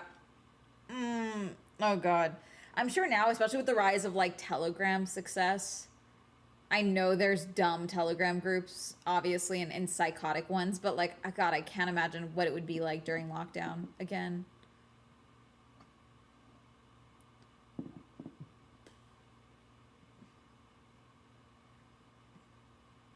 Yeah, just like inject bleach to kill off. People did it. I've already seen videos on TikTok where they're like, hey, guys, with lockdown 2.0, when the dumb Trumpers start trying to inject themselves with bleach again, I'm not telling them to stop, and y'all shouldn't either. Basically, anytime my mother tries to contact me, I have permanent medical issues because of her. LOL. I can't wait till they say Trump's golden statute will cure you if you touch it, and he will start charging people money to touch it. I just, I don't know. Every day, I do believe there's good in people. I believe in the good of humanity. I believe in the good of mankind. And every day, someone tries to prove me wrong. I believe everyone has intelligence in their own right, and it's different in everyone. Some people are book smart. Some people are street smart. Some people are builder smart. Some people are, crafty smart. Some people are homemaker smart. Some people are, great with children, but they're really bad with other. That sounds suspicious, but I'm dead fucking serious. There's a certain type of people that can be teachers. There's certain types of people that can be doctors. You get my point. Okay. And then every fucking day, I am proven wrong in my theories about intelligence. I think giving their child bleach is a cure for autism. Like I fucking said. We're gonna go through another lockdown and I still haven't gotten a new chair. I would just learn. Maybe I just start getting, maybe this next time around I'll get really into woodworking. Maybe I'll just turn my apartment into a woodworking place. Lockdown 2.0 was to happen again. Do you think it's possible to recreate the success the original lockdown had? I felt like that was organic and natural. What success? Can you elaborate on that? Do you mean for content creators? For people? So through some of the fabric stash? Yeah. No, I'll just be doing shit. I'll finish 3 books, I'm sure.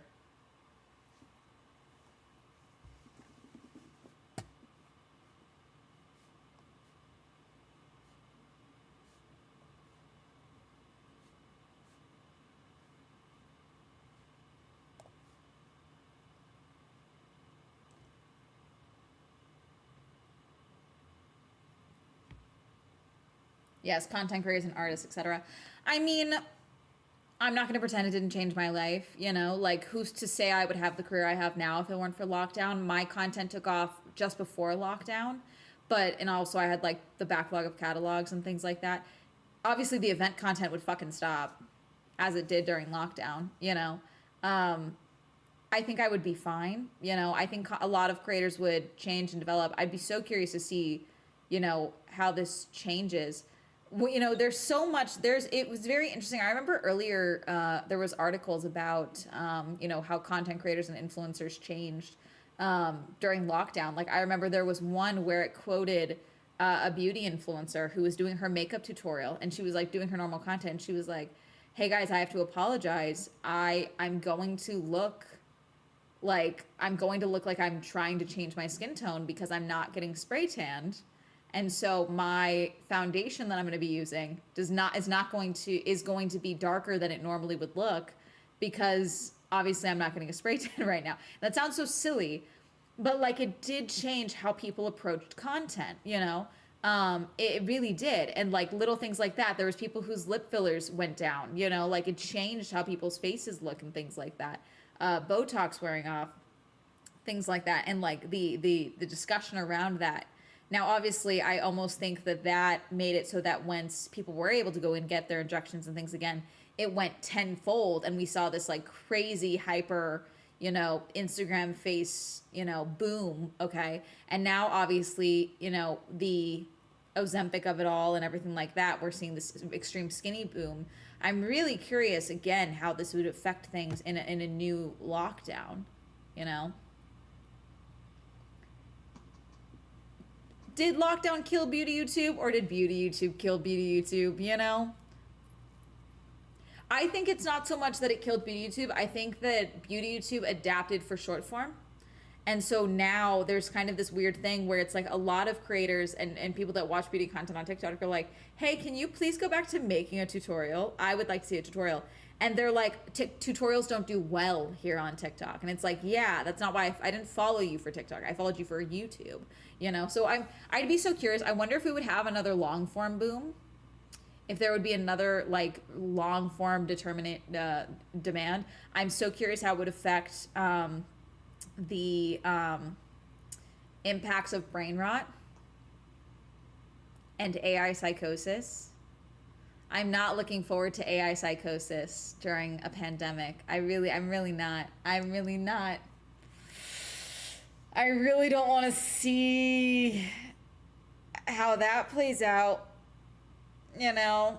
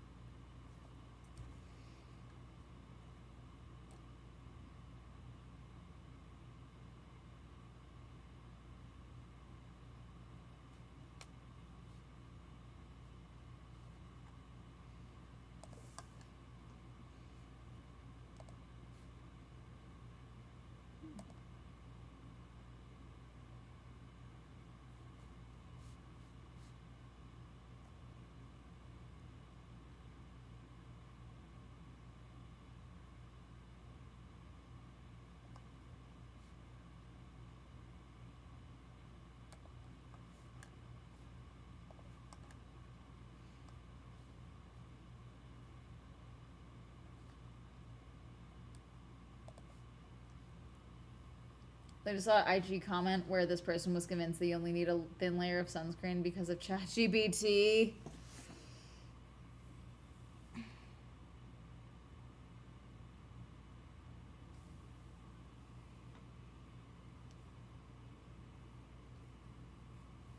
I don't know.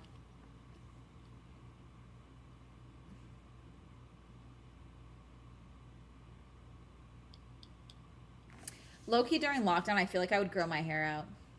Not like grow my hair out, like maybe just like not dye it and see what happened.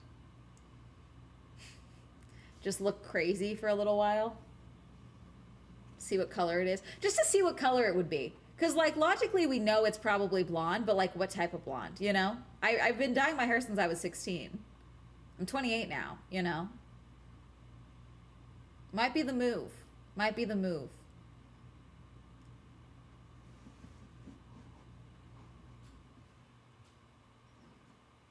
Yeah, unfortunately, AI psychosis occasionally has a body count attached to it. That's not the person experiencing AI psychosis. And again, I don't want children. Unfortunately, too many people are having AI psychosis, think you're following, that are children that are taking their own lives. And I really don't like that.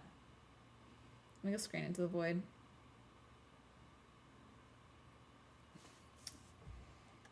Mm-hmm.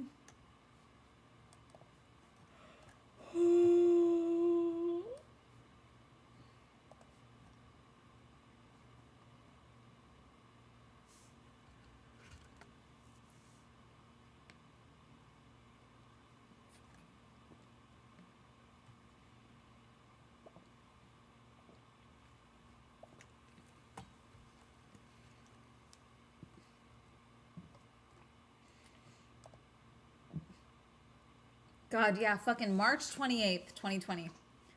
The World Health Organization. This is still up on their Twitter. Fact, COVID-19 is not airborne. The coronavirus is mainly transmitted through droplets generated from an infected person's cough, sneezes or speaks. To protect yourself, keep 1 meter of distance, disinfect surfaces frequently, rub your hands. Avoid touching your eyes, nose, mouth. COVID was airborne later, but this also made it so a lot of people were not wearing masks. Things like this, okay? The day I discovered my friend got his medical anxiety under control because ChatGPT would talk to him the way ChatGPT does, like a fake little doctor in his pocket for his episodes every few hours. AI psychosis sounds like a modern form of natural selection. LOL, kidding, kind of. Oh, I already read that one, sorry.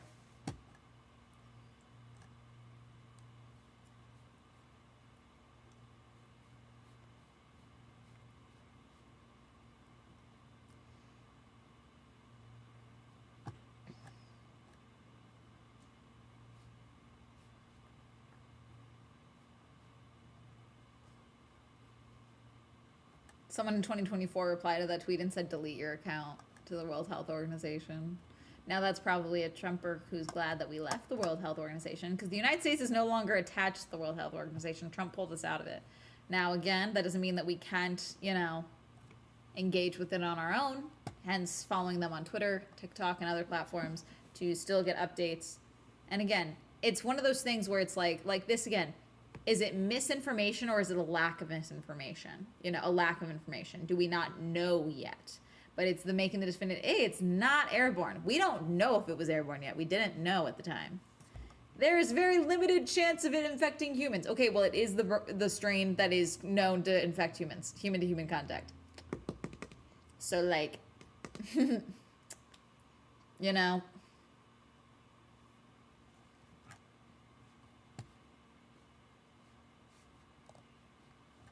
hate this.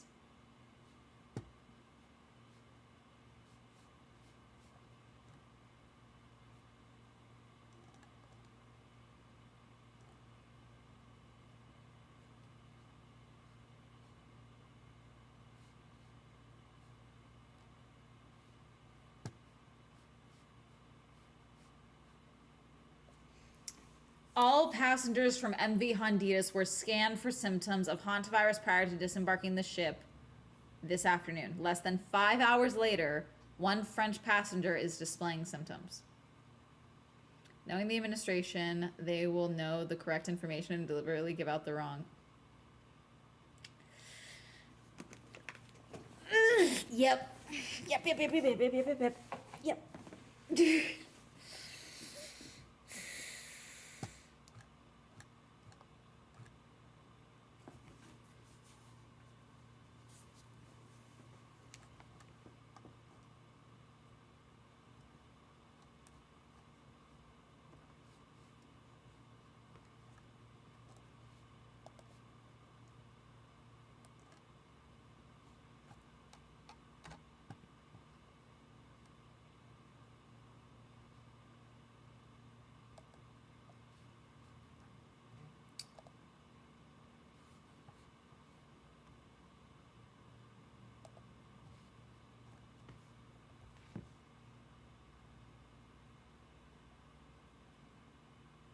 Let's see.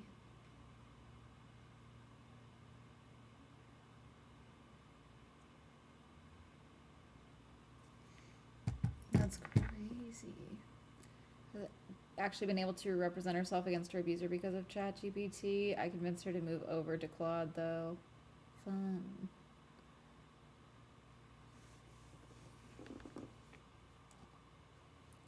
Don't let anyone lie to you, so this family card.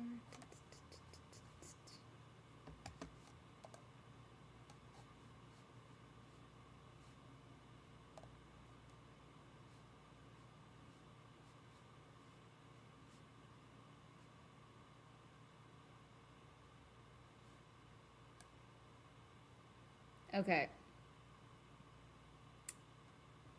So I think this is the guy that wrote, this is the guy that other tweet was talking about, which is the tweet, this is, I think, the guy that wrote the op-ed, that was like the great unmasking, trying to, get rid of masks in 2021. But this is his tweet. This is Joseph Allen, professor at Harvard, Exposure and Risk Science, direct Harvard Health Buildings Program, co-author of Healthy Buildings with HBS Professor Macomber. Honestly, not trying to stir things up or be a contrarian or anything. I do forensic investigations of sick buildings frequently, and I approach this with the same curiosity. I'm trying to be objective about what's known and not known, and wanting to understand how it's spread so we know how to protect people, ! And after reading the parroting about prolonged close contact, I went and read the best outbreak investigation we have to date of human-to-human hantavirus spread, and assumed I'd find supporting evidence. Instead, I learned that nowhere in the NEJM does it show prolonged close contact is required. In fact, many examples are of the opposite. It's not esoteric or fear-mongering. It's important we get this right. To keep people safe from this, including those who were on the ship, contacts and their families, and the treating medical teams. Don't miss anyone with contact tracing. Are we only looking for people with prolonged close contact? Learn as much as we can from Andy's strain transmission. There's very little published on outbreak dynamics.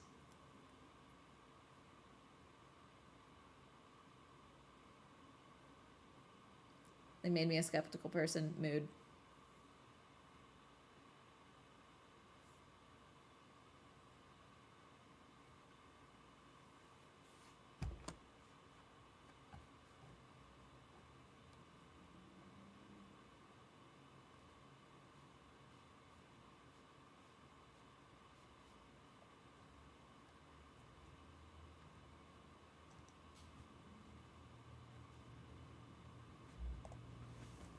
Don't love that.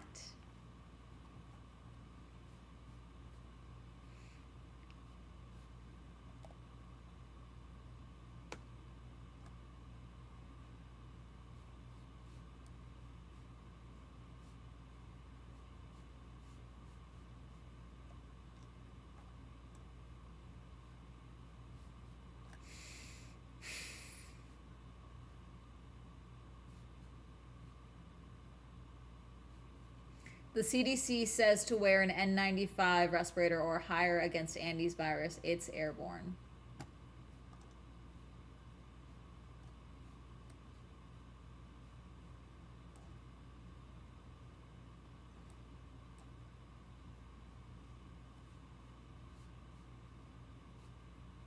People act like any acknowledgement of a virus is fear-mongering and then be like, why am I so sick all the time and balding and have no energy?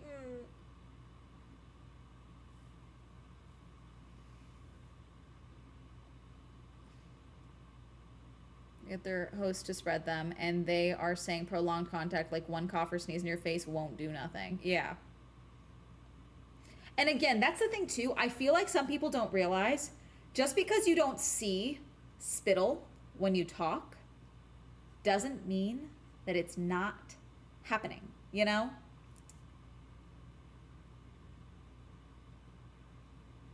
Oh my gosh, you guys, you know? Like, even talking normally, sometimes when I'm talking, I realize, like, I accidentally spit out without realizing it. And like I said, some people are gross right now. You know? Like I said, I was at a restaurant. I was in a museum, in a grill, a bar, like not a bar, a grill, in a restaurant. I mean, in a museum, and a woman coughed into the opening, just cough. Her child was sitting in front of her. I'm like, she coughed this way. I'm over here, not that far. I was grossed out. Now, if particles from that ended up on my sandwich and I kept eating, does that classify as prolonged physical contact? You know, like, what are we talking about? What are we talking about? You know? Hey, don't be a fucking idiot. Mask up if you have a cough. That's the best thing you can do right now. That's start there.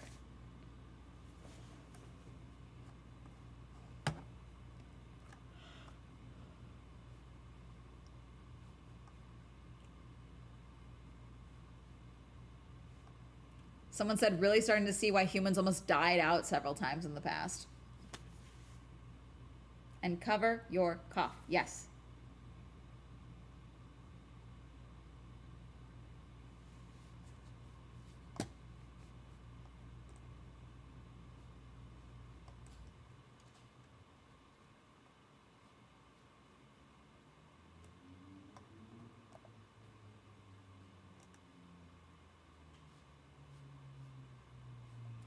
This is from the Vert Atlantic. Democracy drowns in dankness. I don't know how real this is.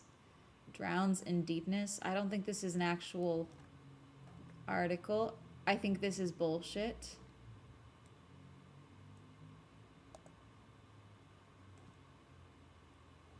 I think, yeah, these are not real articles. There's no link to anything. This is just someone making, like, onion-related... Yeah, this is definitely, like, a bunch of scientators in no rush to decide whether to recommend catching or avoiding hantavirus. Yeah, this is a bunch of bullshit. But then someone quoted it with an actual, what is this from? Daniel Coach, the delegate for COVID-19 of the Federal Office of Health, assured the population at the beginning of this week that there was no risk of grandparents kissing their grandchildren.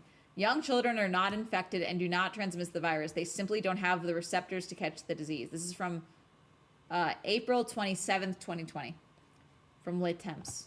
I don't know what that is from, though. Let's check this source.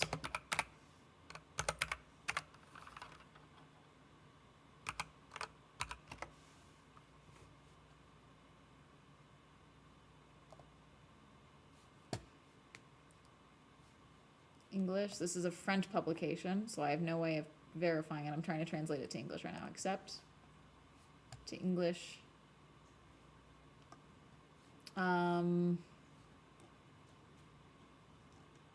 See, I don't know how to check these sources. I'm able to translate it into English, but I don't know if any of this is what type of publication this is. This looks legit, mostly, but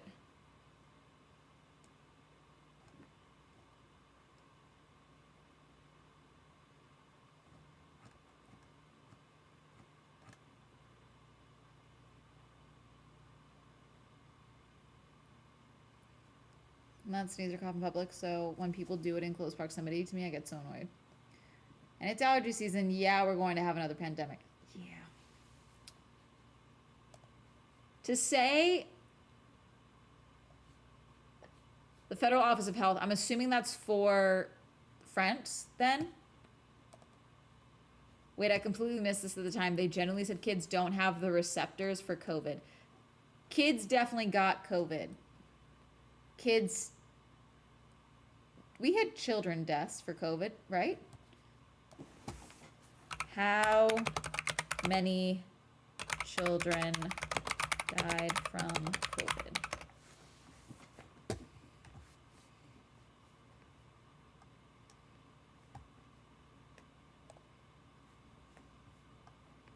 Among the 4.4 million COVID deaths.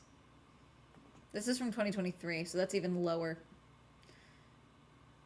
0.4% over 1,700 occurred in children and adolescents under 20 years of age. Of the over 17,400 deaths reported in those 20 years, under 20 years of age, 53% occurred among adolescents ages 10 to 19 and 47% among children ages 0 to 9. So kids definitely got COVID and they definitely died of COVID. So to say, again, it's like, at what point do we say, okay, this was active misinformation, or was this active, hey, we were spreading information that that was not true at the time? But like, was there any, what do you mean we didn't have the receptors for COVID? What the fuck does that mean? Because that feels like information. That feels like we're just making shit up. That just feels like bullshit, you know?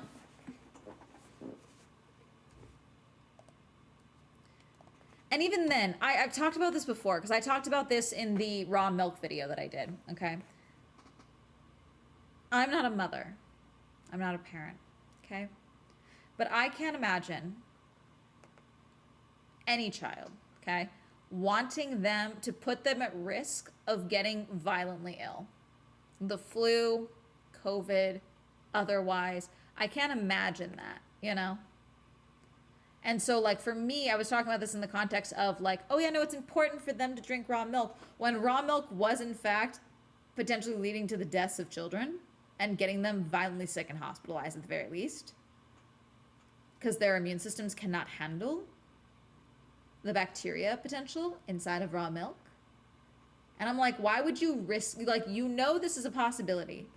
Why would you risk this, you know? Same thing goes with everything else. Someone said their hatred of masks needs to be studied in the lab. Not getting rid of those who failed to contain COVID and are still nursing their bruised egos because it turned out viruses are commonly airborne is a mistake that will eventually lead to another pandemic. We're going to speed run it. Drinking raw milk was okay. It's insane. Dude, it's still a thing and it drives me insane. People are still actively drinking raw milk and it's like a fad. It's like, oh yeah, The left doesn't want you to know you should drink raw milk. What?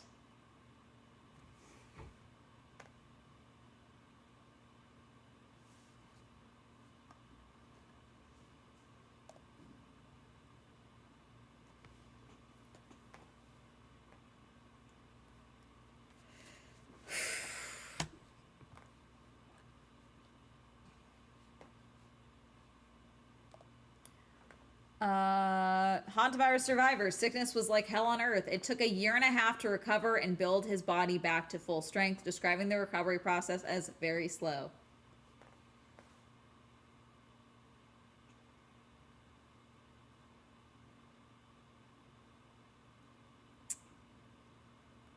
Like, we had a very public case of a hantavirus death in the United States last year. Do you guys know this? Gene Hackman and his wife. Now, Gene Hackman, I believe, did not have hantavirus but his wife died of hantavirus. There were tests done, and I think they determined that it was probably there were surrounding buildings that did have rat presence, and so they thought that maybe she was sweeping up fecal matter and didn't know, got sick. She passed away, and then because she was his only caretaker, he died trying to take care of her because he was confused, but he passed away. And then their dog died as well because no one was taking care of the dog, and he probably forgot to take care of the dog because he didn't know.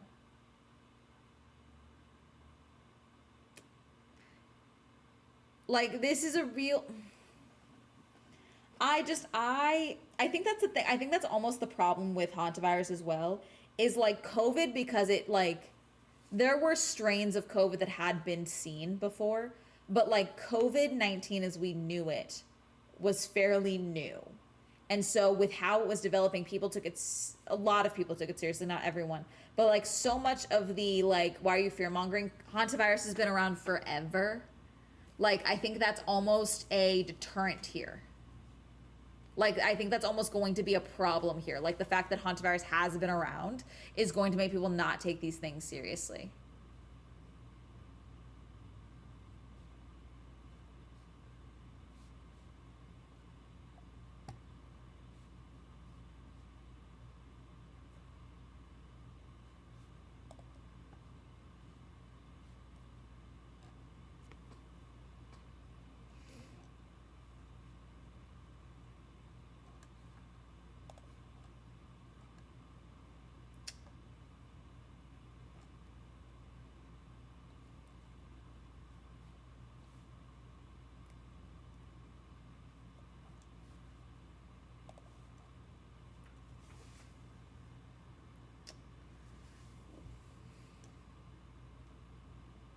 Oh, and great. Southern California has been having a bunch of micro earthquakes.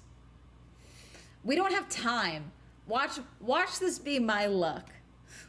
We're dealing with the potential of hantavirus. And then the San Andreas Fault decides it wants to get its boogie oogie on.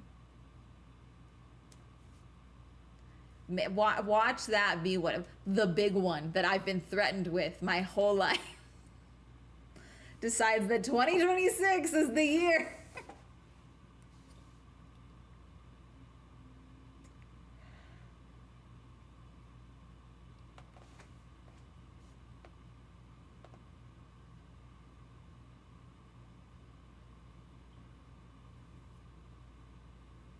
And tornado season has been incredibly bad as well. Yeah, and our fire season, the heat's bad. The heat's bad. Watch us get earthquakes, tornadoes, wildfires, pestilence. The apocalypse is upon us and the horsemen are here. You know, we've got war. We've got famine. Oh God. It's not funny. It's not funny. I just laugh when I'm uncomfortable.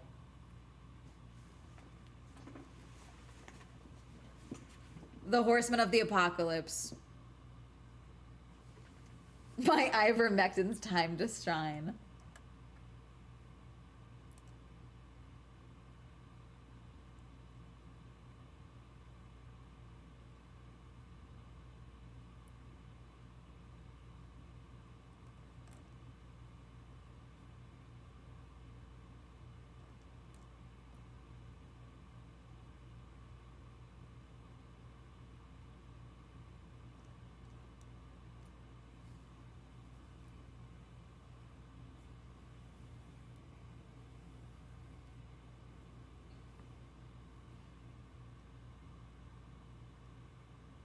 as the horsemen because they've been doing all the things. Don't forget the screw worm. What the fuck do you mean the screw worm? Don't fucking tell me. I don't need... Anytime I learn anything worm related, like illness wise, it really fucks with me. I really can't do it. I really can't. It grosses me out so much. I can't do it. I can't do it. I don't doubt that it's real. I'm not doing it. Don't tell me. Don't fucking tell. That's what, you know what? Don't fucking tell me. I'll literally never leave my apartment again. Don't tell me about the worm shit. Don't tell me. Don't fucking tell me. Lots of ticks. Jesus fuck. Okay.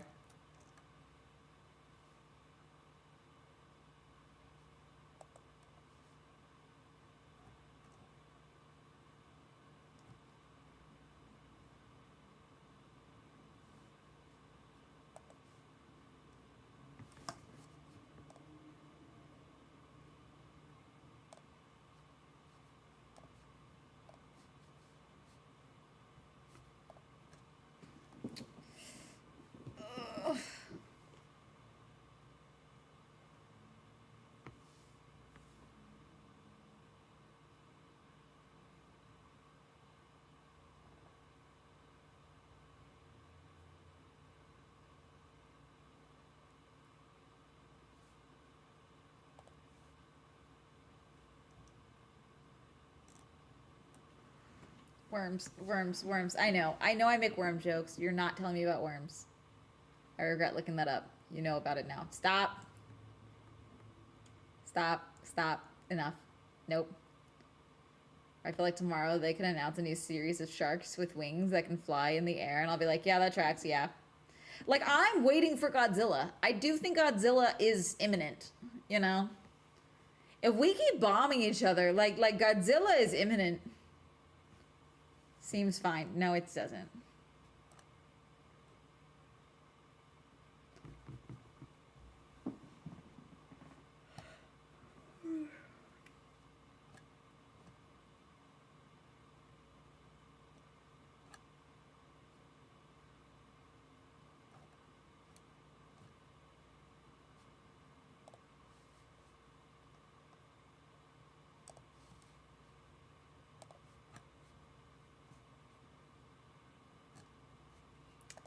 I hate everything. Should we just go back to our normal level of Amanda gets upset about something and just watch scary videos so I can yell at men being annoying?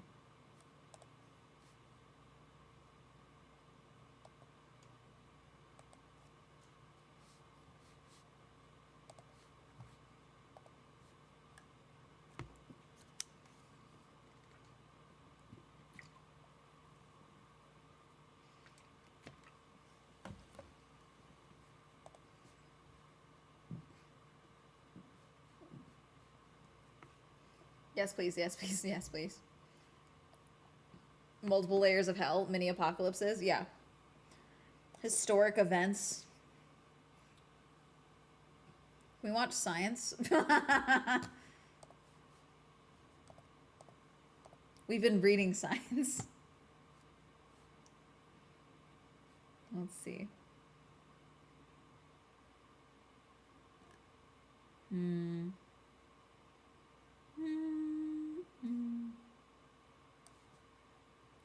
Do you want to watch Jungle Encounters? That'll freak you out.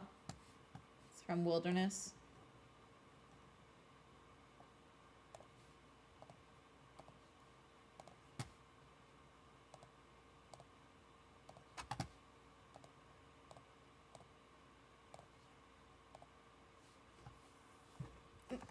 The evangelical sphere. Ugh. Here we go. Fan of Wilderness Whispers. Set of Wilderness Whispers. To Wilderness Whispers. Wilderness Whispers. Just watch Wilderness Whispers. Wilderness Whispers. I want you all to know if there's another lockdown, I am becoming a slop channel. I will make another, the Swell Shenanigans page will turn into a slop channel. Because I might as well. I won't use AI. It'll all be me commentating on stories. Wilderness Whispers, the scariest channel on YouTube. Thank you for the warning. You're welcome. It'll all be me. There will be no AI. You'll be like, what the fuck, Swell? Will Kayakero is a fishing YouTuber who often films his kayak trips, his catches, and all the adventure that comes with it. On October 15th, 2024, he was out with some friends on a kayak fishing trip on the Salto Grande Reservoir in Sao Paulo, Brazil. They were having a great time, catching fish, releasing them, and just enjoying the day, until they suddenly noticed a strange, strong odor coming from somewhere nearby. Is it a body? God, I love how green water gets in certain areas, but also this stresses me out because I can't see the bottom. Like, I know there's shit. Well, it's like I swim in dark water quite a bit, but like I know what's probably in there. You know, like it could be sharks. It's most likely fish. It's most likely a big ass fucking catfish. Like certain lakes I swim in have rumored catfish the size of cars, but like they don't come up, you know. Very rarely is it gators or anything like that. That's the thing. Gators like to sit on the bottom, and that stresses me the fuck out. Also algae and shit. What is that? Doesn't look like a capybara.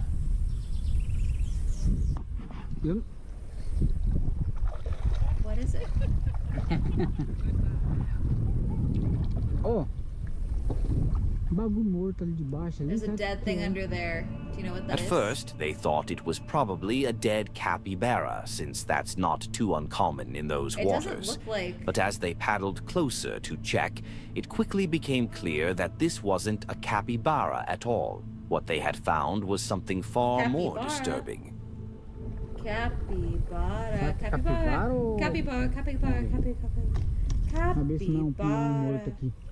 Dead cowboy? Gosh. Is that a fate? Like, what is that? I literally don't know what that is. Stench. It's not moving. Parece corpo. Então, eu vi negócio preto aí. Deixa eu ver se é roupa, não. Did it release clothes? Oh, they think it's clothes. É sério? É uma roupa mesmo, cara. É uma roupa, não é? It's clothes, isn't it? I genuinely don't know what he's looking at. Looks like clothes. That. Oh, that whole thing. That's a body. É cara morto, velho. That's a body. Aqui, Yeah, that whole thing. So, guys. Yeah, that's a body. That whole thing is a body. So this whole thing here is a body. I'm blocking part of it. Jeez. Retro, you won the Swell Grand Prix. Thank you for subscribing. Hang on. Retro, you won the Swell Grand Prix. Thank you for subscribing. Hã? Não. Tem que acionar. Maybe call someone. Tem família, né? It's a family, right? Cara, que triste, velho. Man, how sad, dude. Não. That's crazy that it's just right there. I'm not fishing. Man, I'm fishing. Tô pescando, né, I'm cara? filming since the morning trying to find something. Não vou chamar porque I'm going to pessoa call tá because the person's desaparecida aí, missing. They não do have a family, tem família, right? né?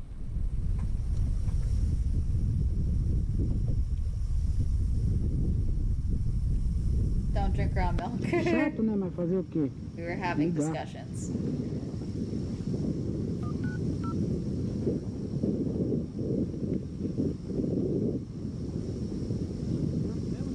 É, eu vou encostar lá aqui.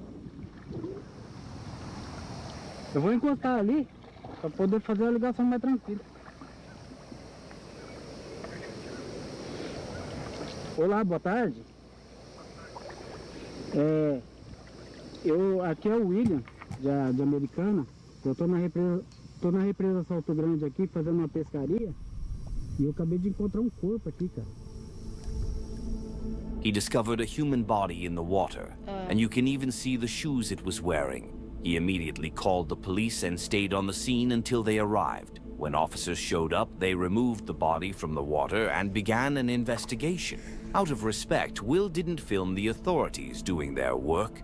The circumstances surrounding the man's death, or even who he was, remain unknown, and we can only hope he wasn't the victim of foul play. Yeah, As you for missed the Will, chat this crash was out over the state of clearly a public very health. Yeah. traumatic experience. Coming across a body like that is not only shocking, but something that stays with you. While scrolling through the comments on his video, I noticed a surprising number of people sharing similar stories of finding a body themselves, which honestly made me feel uneasy. Has anything like this ever happened to you? If so, were you able to move on from it? Let me know down below.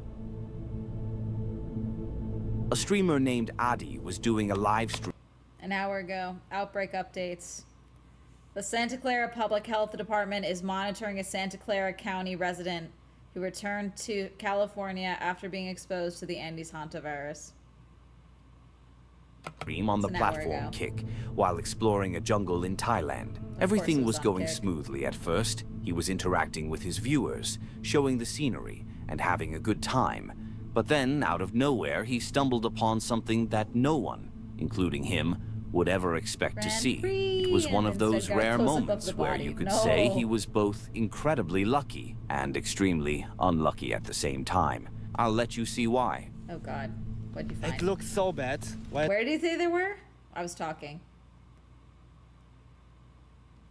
My guess? Panther or big ass fucking venomous snake. Thailand? Do they have panthers? My guess is panther. I think they have panthers. They have big cats, don't they?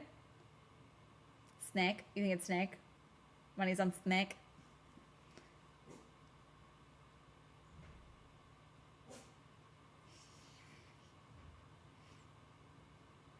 Has tigers? Tiger! It's moving. It looks so bad, guys.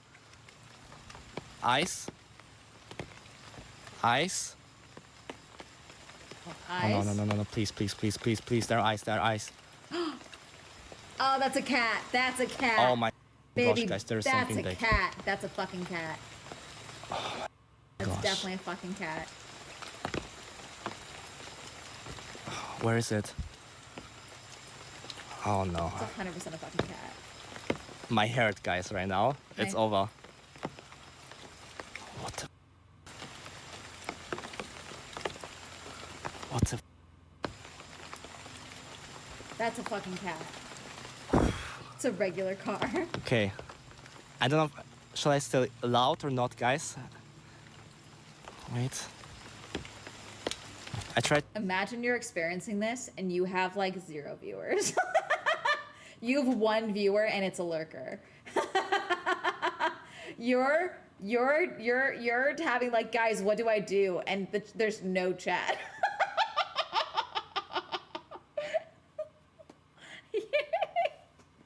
I try to look with my eyes right now. I don't know if you see what you see. Oh, it's totally getting. That's a fucking tiger. That's such a fucking tiger.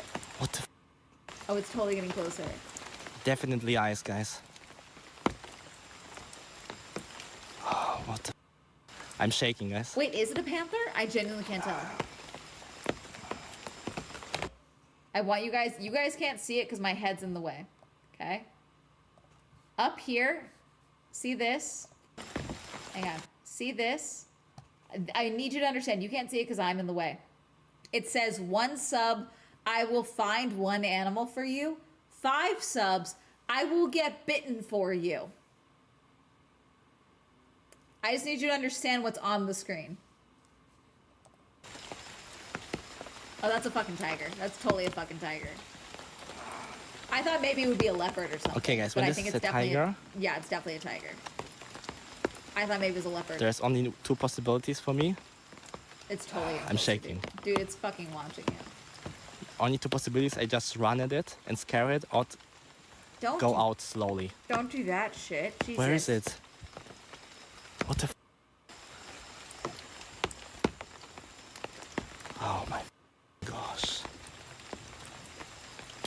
Holy shit! It's getting so much closer. It's a tiger, guys. It's a tiger.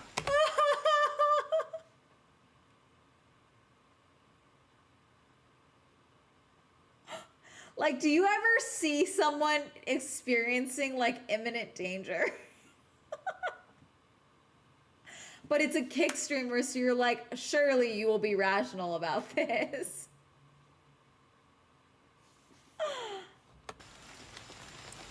It's totally my stalking you, God. dude. Okay. We're going slowly back, guys. We're going slowly back. It's a tiger. Okay, we're going back, guys. Don't worry. You're that far out. Don't worry. And it's I stalking told you guys, it will be the best. Yeah, it's probably not a good thing that you have a giant bright light, so it knows exactly what to go towards. Clip in my whole life. Shaking right now. I have to go backwards the whole way now. You do this, and then there's another tiger on your left. We're going backwards now. There are only two possibilities. I run at this thing and scream and stuff, or I just walk slowly backwards. Is it gone? Don't What the? keep moving. Sorry guys, I don't look at the chat right now. I'm only focused. I just look straight the whole time. God, I wish he'd on-screen chat. I literally have no idea. God, thank you for the follow, Kick Classic. Troll Rock. That's You my guys cat. What you following when mean, I'm guys? imminent Stop. danger. It was quite very close, right? It was very close. Okay, we're going backwards very slowly. So just that you know, guys, you never turn your back to a tiger, never in your life, because only then he will come closer. Right now he's like he knows I'm looking at him, and this light, I have quite a strong headlamp. Wait. Oh my gosh. Wait. Okay. This is better. Like even when he would look at me, he will not see me right now. This is the full mode of this headlamp. But it could be going towards the Yeah, light, that dude. was definitely a tiger. You can Jesus. clearly make out the shape of its head and how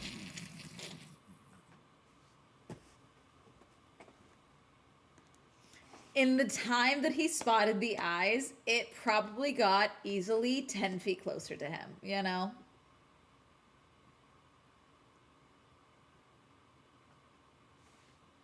its eyes reflect the light from his flashlight.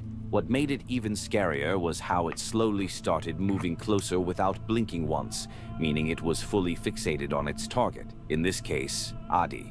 Now, the reason I said he was both lucky and unlucky is simple. Tigers in the wilds of Thailand are extremely rare to come across, with only about 150 to 200 left, roaming freely. So on one hand, it's a once-in-a-lifetime encounter, but on the other, it's one you'd never want to have. Because, well, tigers are apex predators. If one decides your dinner, They're so there's pretty, though. Look how pretty they are. Look how pretty.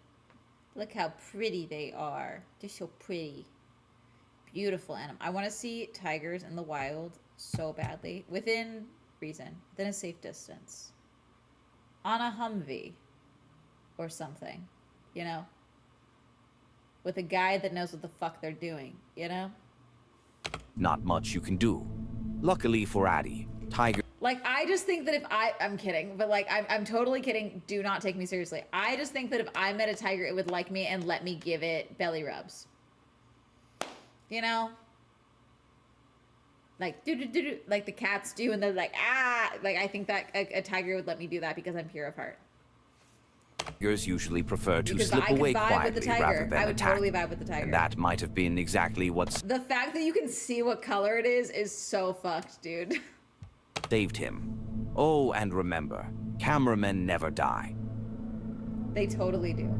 All the time. Mario Kalpu is an adventurer whose passion for harvesting wild food through hunting and fishing takes him to some of the most extreme and remote places on Earth. He also showcases the local cultures and cuisines he encounters through his TV show Man Eats Wild. In this particular episode, Mario travels deep into the jungles of the Amazon, one of the most challenging and unpredictable environments You're on really the gonna planet. try. And what Guys, I finally have the opportunity to pet a tiger in the wild. I'm so excited. And then it cuts to me at a furry convention giving a furry a belly rub.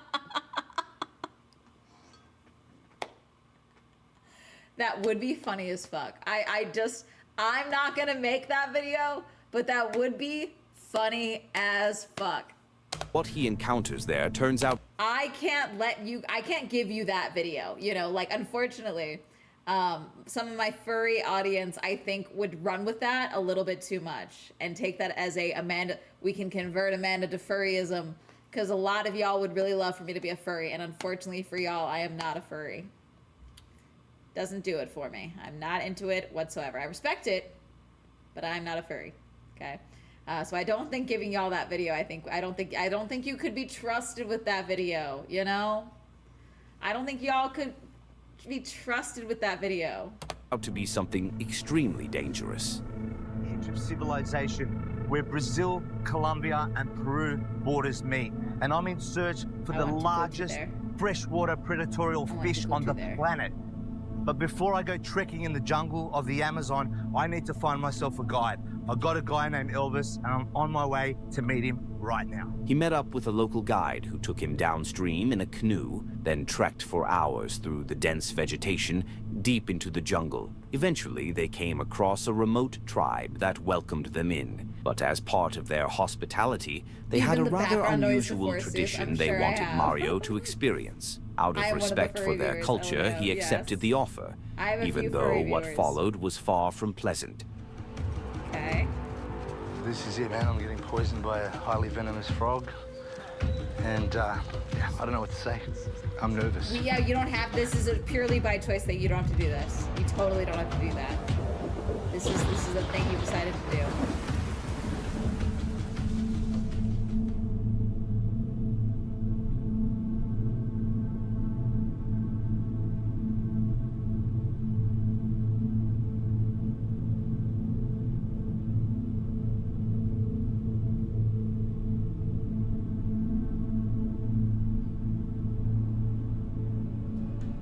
Mario, you're ready? You're ready? Yeah, I'm ready. Can I wait? May bukay na.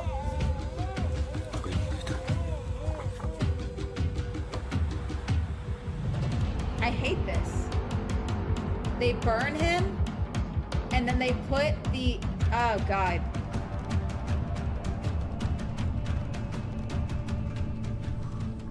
They made 2 small holes on his arm and prepared the poison, which they then rubbed directly into the open wounds. At first, everything seemed fine, but soon after, Mario started to feel very strange. His heart rate spiked, his vision blurred, and he began to lose control of his body. I can actually feel it already. It's like my head is like really tight. Yeah. I hate this.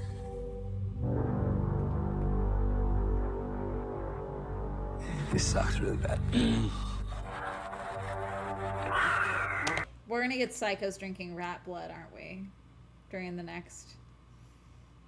We're totally gonna get oh God. Like, we're gonna get. I hate this. And I'm struggling to breathe right now. Hey, I hate My this. throat is closing up and my eyes feel like they're on fire. What was the purpose of this? Is this a religious experience? I'm assuming. You okay? At this point, I've lost my vision and I can barely breathe. The Them all just poison standing has around. truly set in. Them all just standing around. This is. I need to vomit soon. Let's go. Yeah. Hello. That's not the right caption. It's I need to vomit soon. May I help you? That's it. Yes. Them just falling. Let's go to take shower and then water. Come on. Quer ele senta aí? Quer ele senta ou não? Sit down there. Sit down there. Sit down there.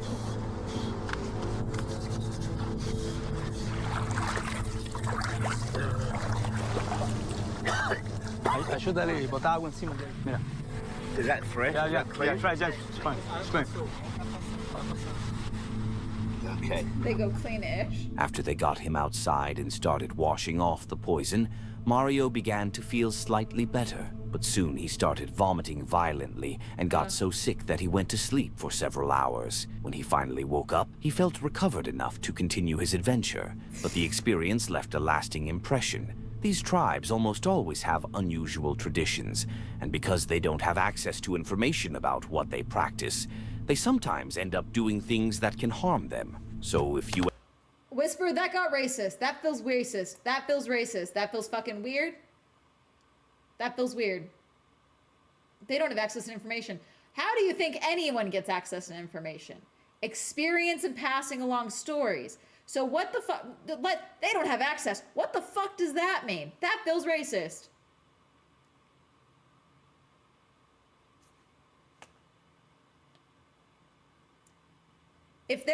obviously their practices work, because as soon they knew that if he got sick and washed it off, and then he's gonna sleep, he was then fine.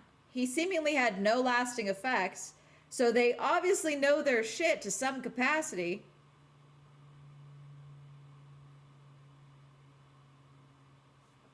You ever encounter them in your adventures, it's good to respect their traditions and embrace their culture. But sometimes you also need to know when to say no. Would you ever try a tradition like this? Tell me what you think in the comments. Also, again, it's like with raw milk. As someone in chat mentioned, I didn't read this chat long, but they said that their family members have a farm and they drink raw milk. But when they would go to visit, they would get them different milk, so because they didn't want them drinking raw milk. Because the same way that like farmers build up a tolerance to the bacteria that could be in raw milk, therefore they don't get sick from drinking it, but city folk get sick from drinking it, okay? The same thing could be happening here, where they have a tolerance because they are experiencing it differently. So if you are some rando or an explorer or whatever coming through to try and do this practice and be approved to do this practice, you're probably going to have a very different experience. One, because again, first time, but also you don't have the same, natural immunity from living in this environment. What environments do you have? What vaccines do you have that could potentially, that they may not have, that you could have a different reaction to, that could react differently with? Are you taking any medications? Hell, are you on fucking birth control? And they might not be, do they have a natural birth control? How does that impact that? There's, environment does dictate reactions to things. You know what I'm saying? It's not so much they don't know better. That's not what this is. And while you're down there, you might as well hit that subscribe button. No. We're very close to 100,000 subscribers. There's also a hype button. Each click tells YouTube that this content deserves more attention, helping it reach a wider audience. It's free, and you can always change your mind later. Traveling Mantra is a channel from India that the creator started to share his travels across different countries. He's been doing this for passion for the last 17 years, having visited over 80 countries, many of them more than once. God, the way dads have such a very distinct thumbnail style. My dad does something similar to this too, with like the big text and things like that. It's very funny. He loves sharing his experiences so that people who want to visit these places can avoid any problems along the way. His videos are... HHS reports a confirmed case of hantavirus infection. Hold on. Hold on.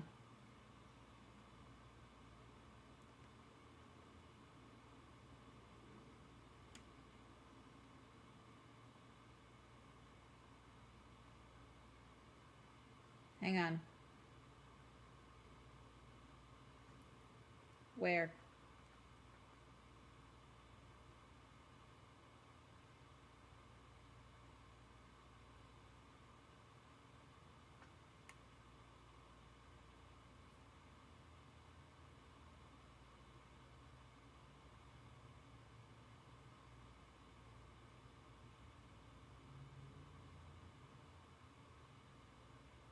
One passenger currently has mild symptoms and another passenger tested mildly PCR positive for the Andes virus. This is of the 17 Americans. All 17 are currently en route via State Department airlift to the United States, with 2 of the passengers traveling in the plane's biocontainment units out of an abundance of caution. One passenger currently has mild symptoms and another passenger tested mildly PCR positive. What does mildly PCR positive mean? No, this is the U.S. Department of Health and Human Services. This is the United States org.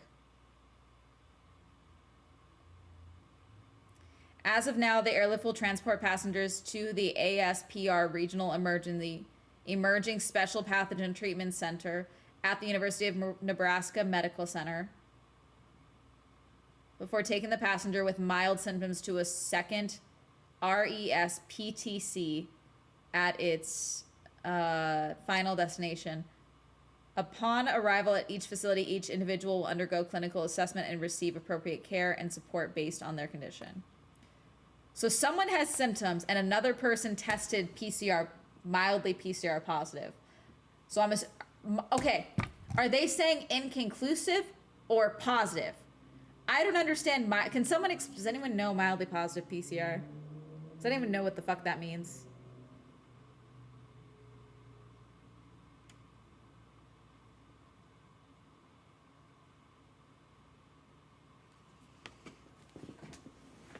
Saying it couldn't become a pandemic due to its high mortality rate, killing off hosts before it can fully spread. Likely will have an outbreak of one. Yeah, we've been talking about this. The problem is that there's a lot of speculation about the fact that that Andes virus is classified as airborne, but the CDC and WHO are saying that it's not. They're saying prolonged direct contact, which everyone is like, sorry, not everyone. Some epidemiologists are like, that's not what our research shows. It shows that it doesn't need to be prolonged. That's weird. And a mildly positive is a nonsense term. Okay, good. Making sure. Shouldn't, not couldn't. Yeah. Yeah, no, we're operating under shouldn't. However, cackling mutt. We are also operating on the belief, based off of evidence here in the United States, that everyone is really dumb now. And therefore, people are very against wearing masks and also against doing any form of self-quarantining for the greater good. So, yes, you're right. It should not become COVID levels of pandemic. Do I think this could still be catastrophic for various neighborhoods and or countries and or states? Yes, because people are stupid and selfish. And also this government would never do another lockdown. So, mildly positive or weak positive PCR test means the test detected the genetic material, RNA of the virus in the sample, but only at low levels, indicates very early or late stage infection. So present, but not necessarily replicating yet. Okay. Means the line on the test was faint. Howdy. Genetic material was found in the sample. And mildly positive is a nonsense term. Cool. This is really not helping my anxiety. Again, I'm already masking up fully every time I leave my apartment. I'm already treating this as if I'm not getting anything. I don't care. Hanta, Noro, COVID, flu, fucking dancing virus. I made that joke earlier. I'm serious. I'm getting nothing. I'm getting nothing. Okay, sorry. I saw that alert and I wanted to share with y'all. Usually very interesting and entertaining, but the one I'm about to show you will give you a bit of anxiety. He goes in the Democratic Republic of Congo and wants to explore the jungles. Take a look. Again, I also, as I said, I was 22 when COVID started, okay? I was working in a coffee shop. I saw so much shit, okay? I saw the personality changes of people. I saw the news. I came downstairs February of 2020 crying because I was seeing so many videos of doctors in China crying and begging for help because they couldn't save their patients and they didn't know what to do. They were begging for help. And my dad and my brother laughed at me. That won't come here. Following day, confirmed case of COVID in Orange County, 4 miles from us. And obviously, we know what happened after that. So I am getting deja vu, including the way that the WHO and CDC are talking about this. So I'm operating as if this is going to get bad. Okay, that's my personal choice as an American with free will. My free will I am exhibiting is to operate under an abundance of fucking caution. Okay? I'm not going to tell you what to do, but I recommend being fucking cautious. That's where I'm at. That's where I'm at. That's where I'm at. Okay? That's where I'm at. And again, as I've said, because of the content that I make, because of the event content that I make, I have every possibility of becoming a super spreader if I'm not careful. Therefore, it is my duty, to the sake of public health, for me to be cautious, for me to mask up. If I feel symptomatic of anything, even if it's a mild fucking cold, it is my duty to fucking leave and go home, because I have the ability, because I go from one event to another. We're going into event season. We're going into convention season. I'm operating as if at any point I could be, wow, this girl infected 1,000 people. Like that one woman in South Korea that like infected like 3 cults. Like I'm operating on that assumption. I'm being cautious.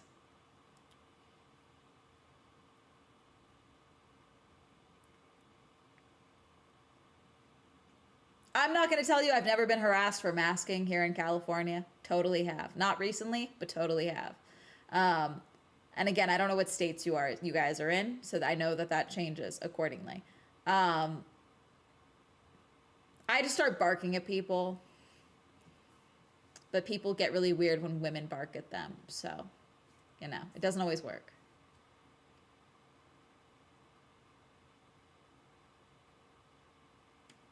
Was the Anime NYC? Yep. Fucking Playlist Live was one of the last conventions of the pre-COVID era, and that ended up being a super spreader event.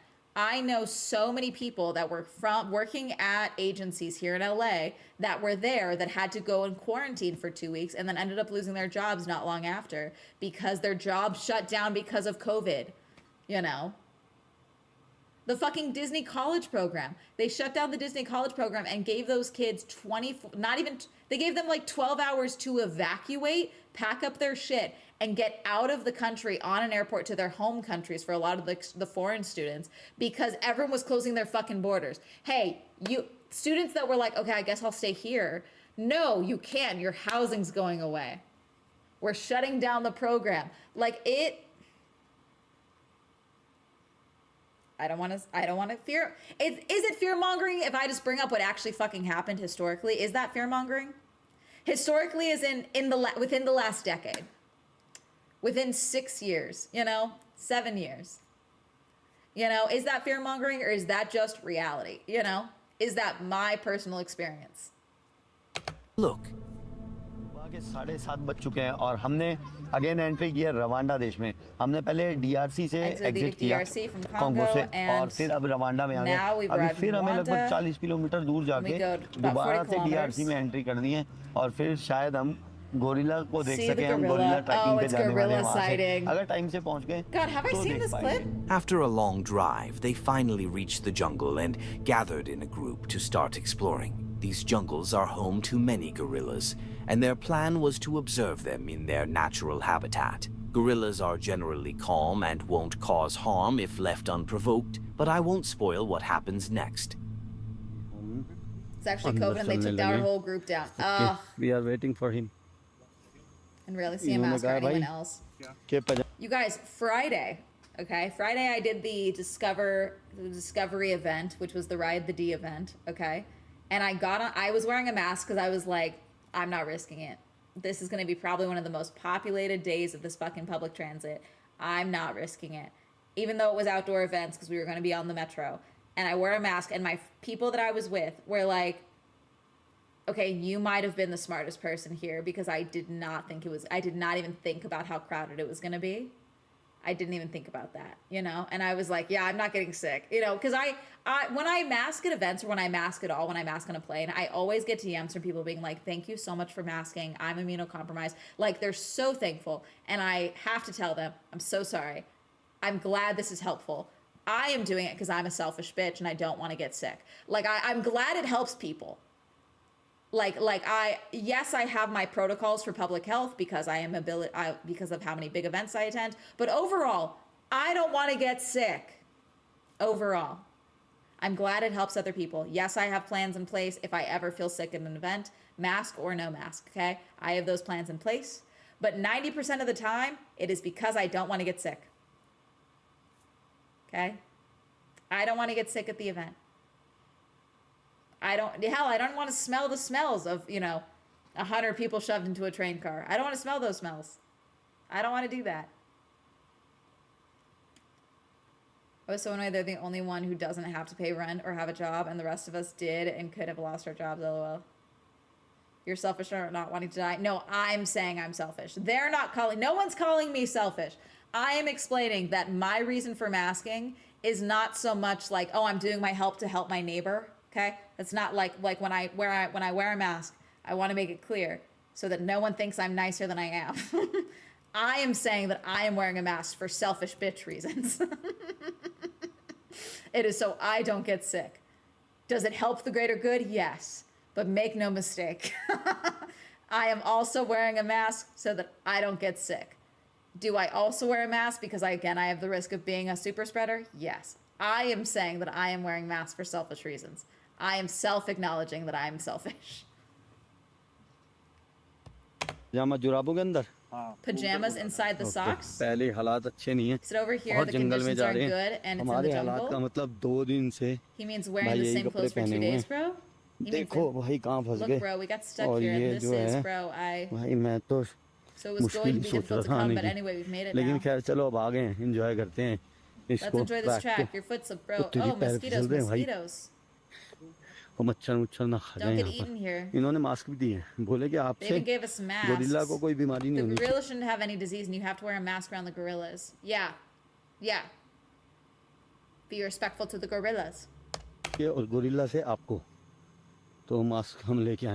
brought them along. They gave them to us. They didn't give us any water or anything. They didn't. Wear your mask. The gorilla's somewhere up there. So when we are in gorilla family, you can speak, but speak slowly. And don't remove your mask. Okay. Hey, I see you got here. So comment the word. No. Jumanji. Look at the gorilla. I want to see a gorilla in the wild so bad. There's so many animals. I want to see so many animals in the wild. I really do. I'm not going to lie. I want to see them. I don't want to touch them. I don't want to engage with them. I don't want to pet them. I don't want to kiss them. I just want to see them in the wild. Because that's cool. I want to see them. Hell, I want to see Bigfoot in the wild. That'd be sick. You know? See, like an endangered species. To see the, God, that's so many fucking mosquitoes. They got really close, and it was an incredible moment. Being that near to such a massive, powerful animal is something few get to experience. Everything seemed to be going smoothly. Oh God, what happened? Until... Oh, family values. Oh, it's got a family? The babies came with their family?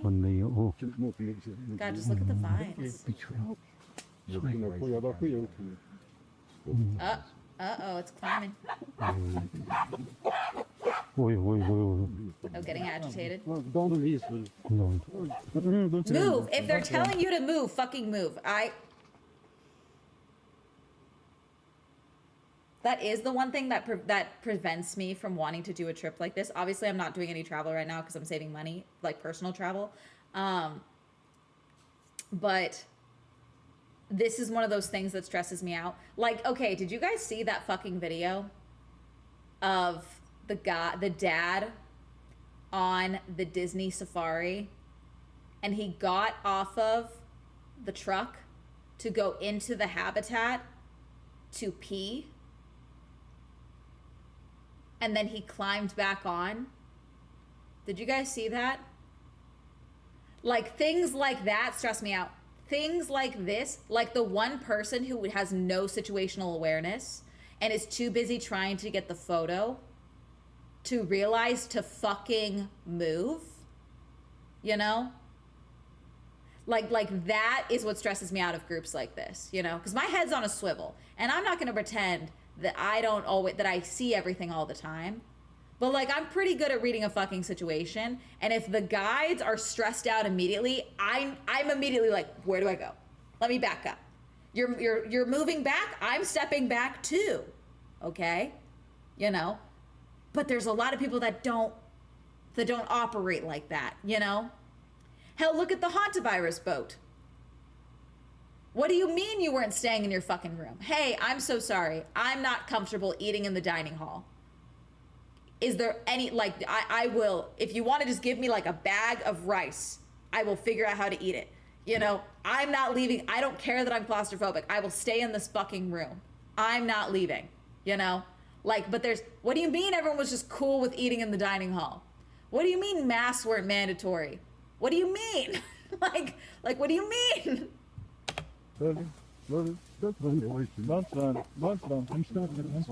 Them stressing out is stressing me out.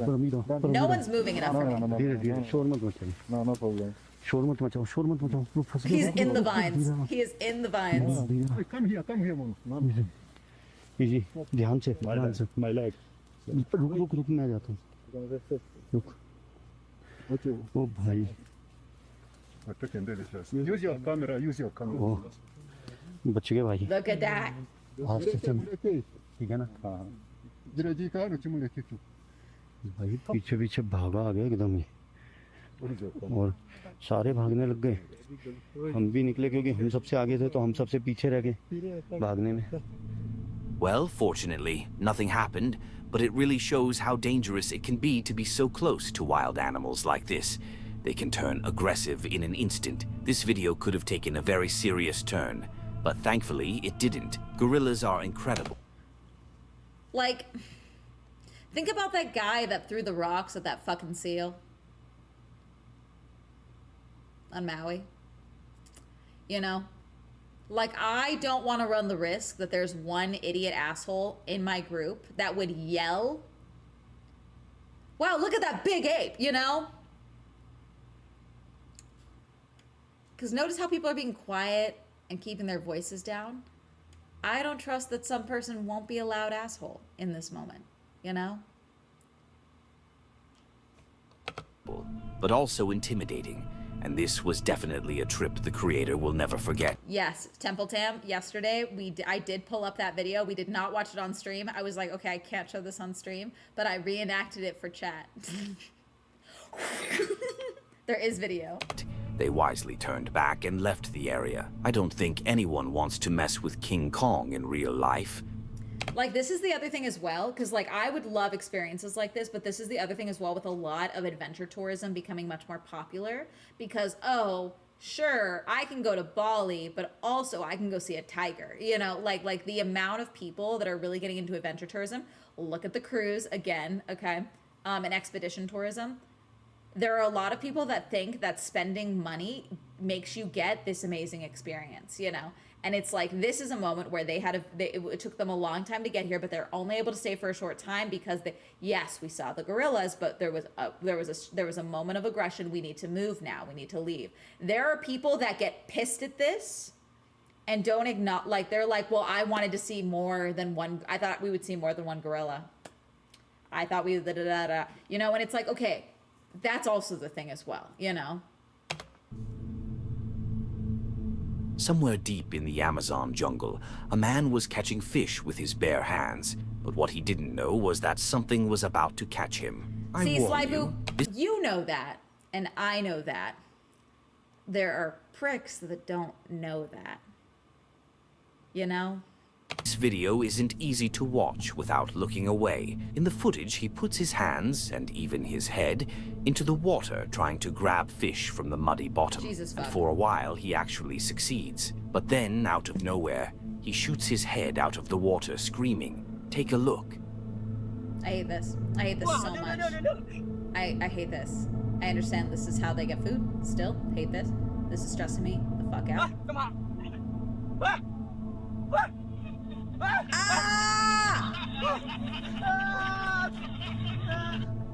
Out of nowhere, a venomous snake strikes, biting him right on the face, sinking its fangs in and holding on for a few seconds while injecting venom. Later, it was identified as a yellow-bellied sea snake, rarely deadly, but its venom can affect the nervous system, and in severe cases... Do you guys know, you can get a pimple that gets infected and, like, destroys your brain, you know? Like you... There's this thing, you know, they call this the danger triangle, okay? There's a reason there's like an ears, nose, throat doctor, okay? There's a reason you need to go to, there's special doctors for your teeth, okay? Okay? Because this is the danger triangle. If anything goes wrong here, it can kill you. Because it's close to the brain and it's not that far It's not that far from the brain, and it's not that far from the heart. Okay?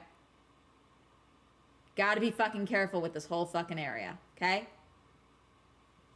So, yes, a snake pumping a neurotoxin directly into your fucking nose is not good.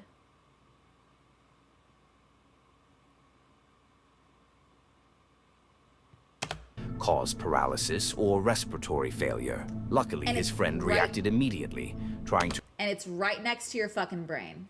That's too close to your fucking brain. I'm so sorry. ...to remove the snake and then running for help, while the man slowly lost consciousness. Reports say he was rushed to the hospital just in time and managed to avoid any severe effects. A group of explorers was hiking through the jungle when, out of nowhere, they looked back and spotted a massive silverback gorilla. Take a look. Oh my gosh. Look at this. Oh, I think I saw this one. Come up, he's going to come down past you. And just sit still when he does. Get your feet out the way. Oh, he's going down that way. That gorilla was huge, and the explorers knew they had to stay calm and avoid any sudden movements. It slowly walked past them and left them alone, but I can't help imagining it thinking something like, "Those hairless apes again. We need pest control." Jokes aside, being that close to a massive silverback is terrifying, and I wouldn't want an encounter like that in my life. That's it for today. If you enjoy these kinds of videos, don't forget to subscribe and hit the bell icon to be notified when we post. Also, leave a comment below sharing your favorite encounter. They don't have anything clean. This is their living conditions. This is where the kids were when I came in here. They have no working bathroom, they have no working kitchen. Speaking of hantavirus. Nothing. We've already transported him for child and possession. But it wasn't of their children, was it? Oh, God. What began as a search warrant for... Never mind, we're not watching this one. I'm gonna actually want to murder someone. Hold on. Okay. Let's see. Let's try this one. In 2023, police in Ohio were alerted after a man driving past a rural property noticed something deeply unsettling. Inside a shed on the land, he saw a woman who appeared badly injured and in obvious distress. The sight was alarming enough that he didn't hesitate to call authorities. When officers arrived in the area to gather more information, they quickly realized this was not a routine welfare check. Before they could even approach the shed, another woman came forward, visibly shaken, insisting that she knew exactly what was happening. What's going on? How do we get in? Can we get in the door? Let's try ghosts. Hold on. Does Bizarre Bub have it? Bizarre Bub, do you have a new video? You'll at least have ghosts. Any new video? 1 day ago. Thank God. In the following video, a nervous daughter records her mother who's trying to capture a rat that's hiding inside their laundry room.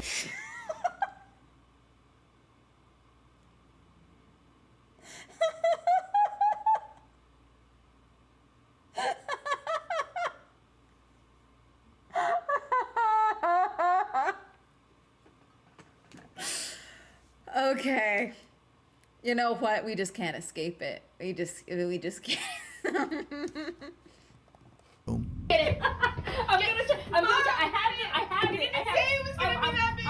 It's a seemingly funny moment caught on camera, but this video stops being humorous when a certain detail gets pointed out that neither the mom nor daughter had realized until later. Don't tell me that. Somewhere in this clip, something very unsettling was caught on camera besides the rat. What? Watch closely. Okay, wait, we're studying. We're studying. I had it. There's this huge freaking rat in our living room. Or not our living room, in our laundry room right now. Oh my gosh. What is it? Oh my God. Oh wait, okay, let me try to open the door, hold on. The thing moving? That's the rat. It's right there. That's fucking huge! That's like half a Hermes. That thing's fucking huge. What? Mom, you gotta get it. Mom, I'm gonna try. I'm gonna try.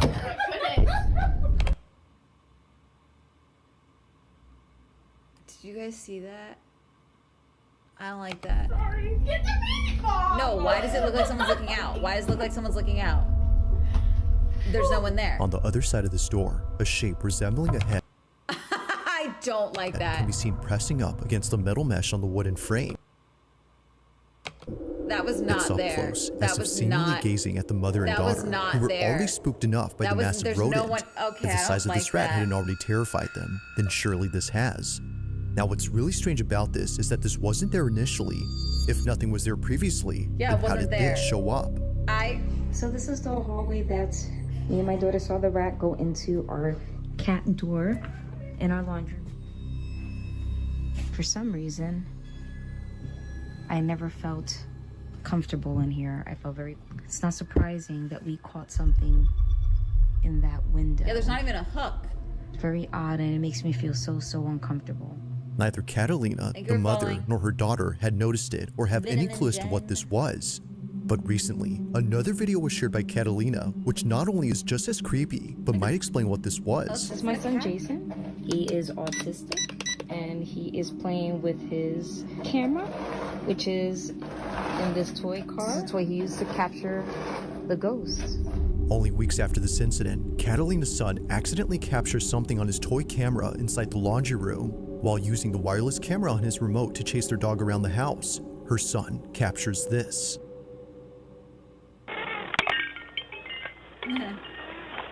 This is a cool camera, actually. There's a lot of stuff in this one. There's a lot of stuff here.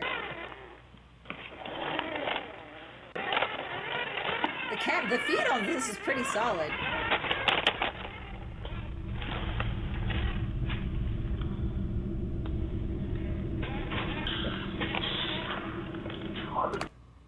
Kuna, thank you for the 5 gifted subs, Kuna. Wah, wah, wah, wah. You won the Swell Grand Prix. Is this because of the rats?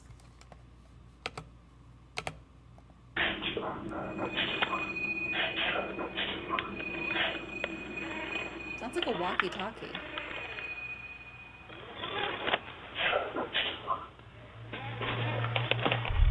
It sounds like something talking, but I don't...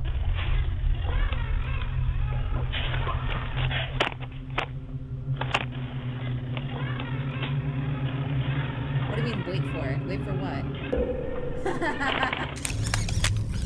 There's more? Hi, doggy. Okay. Auto pet door? Damn.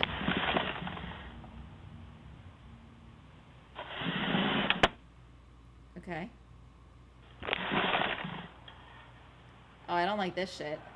I don't like this at all. I don't like this at all. I don't like this at all. I don't like this. I don't like this. I don't like this. What? What? I missed it. What?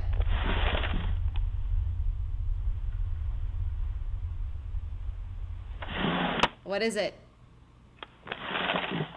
I don't like this. It's gonna jump and get me, isn't it? Ah, what the fuck?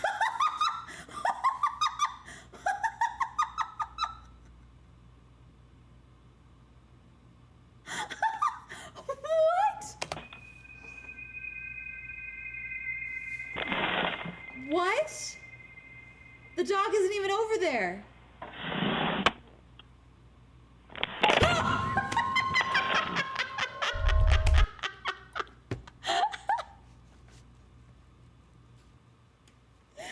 I knew that fucking dog was gonna get me.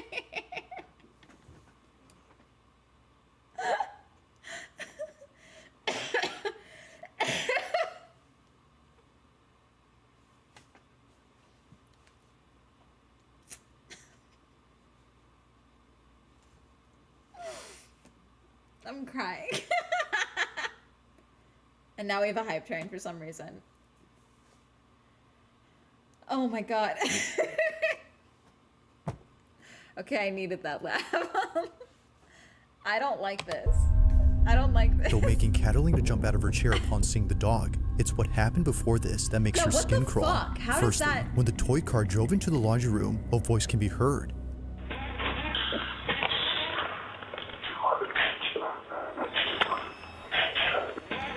Was there a man home in another room, and is, other than her son, also is her son maybe nonverbal? Because I think that also plays a role here, maybe. Because then maybe it's not him trying to talk to look for the dog, you know, and it just sounds garbled, you know. Like, is there a man in, like, could this be the mic on the car trying to pick up audio from another room, and therefore it sounds weird? It sounds like a walkie-talkie or something, almost like it's coming from a walkie-talkie radio. It doesn't sound added. It does sound like a weird audio.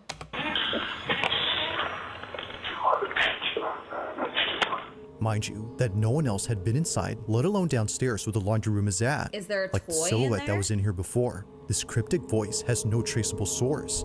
But perhaps the creepiest part isn't what happened.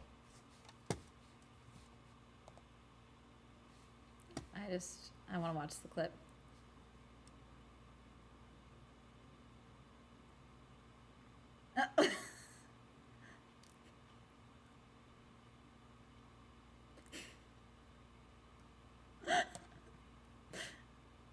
Okay, I'm sorry, that's so funny, because that's just the way that's just the thing popping up.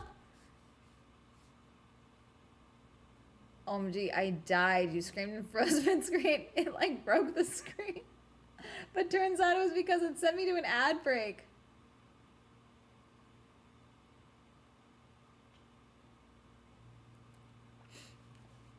Oh my goodness. Jeez. Happens here, but instead, what happens outside. I got the As the dog jump automatic scare? pet Okay. door opens and closes repeatedly, a single piece of a playmat goes flying off before landing in front of the I appreciate all the clips, everyone. It's all right. pet entrance. But it's the fact We just don't allow links in chat. Sunny is a mod, so Sunny is able to put the link in chat. that only one piece flies off while the rest stay put. That's pretty strange. No, that's the weird. wind in this case, if any, may not be able to explain this. Yeah, those are interlocking, and that thing looks like it was ripped up and thrown. It just rips off, as if plucked by a child who's having a tantrum. But to Catalina, whatever threw this was aiming No, for the Sunny car. is not a bot. Whether Sunny's a ghost or mod. not, she's deeply unsettled by what was captured both inside and outside her house. As you can see, when I pull this one apart, it's very hard. And Well, it 'cause just flew up. Okay, well, that Given wasn't a the good whole example, 'cause incident- there was a thing on top of it, so that wasn't a good example for that one. With the rat and the shadow figure, plus this, she can't help but think something haunts her home. If so, she hopes that it's someone she once knew. I like to think that it was my grandmother because she was always close to me. Is it ever? And I though? always felt like she was around me and protecting me. Currently, she continues to be on the lookout for any more strange occurrences in her house. But for now, this whole situation remains a mystery.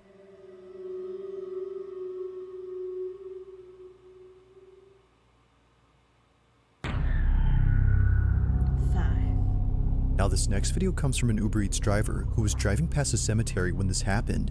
In the 4 years that Marcus Wilson has been delivering food for Uber Eats, never has he ever been so afraid of coming back to this neighborhood, and for good reason.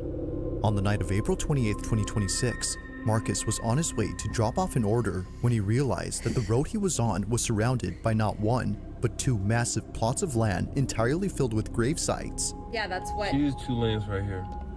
So that's those are called cemeteries. That's because of development, they often break them apart. At one point, what you're driving on was definitely part of the cemetery. Probably. This is where I was at, man. This one, this whole lane right here are nothing but cemeteries. Although he's driven to some sketchy areas before, nothing could have prepared him for what was caught on his dash cam. Take a look. What the fuck is that? Maybe clean your dash cam. Your windshield, bro. Cemetery.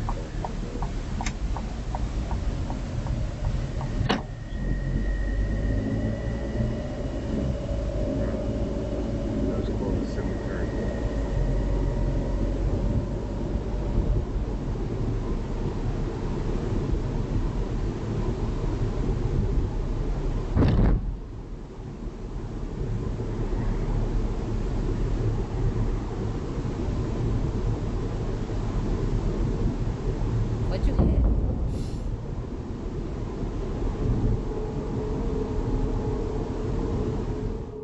Marcus didn't see it happen, but something from outside darts into his car. He was sure that during this time his windows had been rolled up, which you can clearly see in this footage, but somehow, whatever this is, manages to get in. Neither flinching nor having any reaction whatsoever, Marcus is completely oblivious to the fleeting object. I don't like that. To him, it's no surprise that something like this would happen at a cemetery, let alone two of them. This is where I was at, man. But nothing is as baffling as what happens next when Marcus finishes delivering the food he was carrying. Now, it's important to note that the reason he shares this video is because he suspects it has some connection to what occurred after he dropped off the food. Just minutes after arriving to the address, Marcus paces back and forth outside of his vehicle, terrified of going back inside. Why? Take a look. Doing my usual Uber eating, dropping off some food. I swear, this I have all address gotta be set by a cemetery. If I see this again, I'm not gonna accept it. So I'll tell you that. Why are you scared of getting back in the car?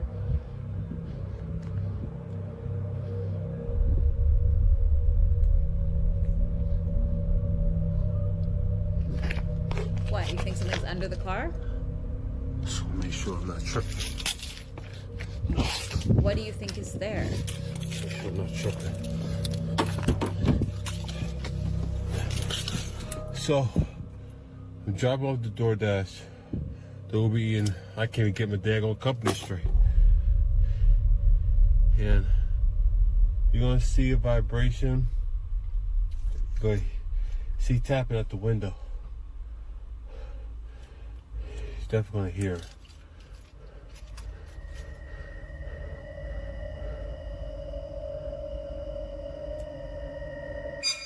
What the? Are those sneakers? Hell no. Hell no.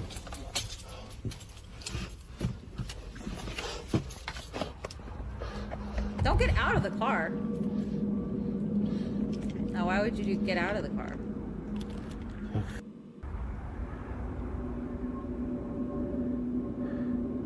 Were those stolen sneakers? They're brand new. Tripping.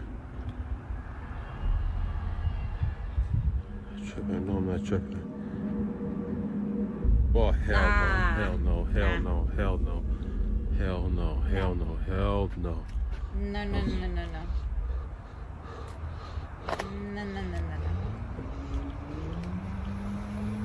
I don't like it. I don't like. Don't get closer. Are you? What do you have? The survival instinct of a turn up? Get away from it. What if it's a rat? It lunges at him.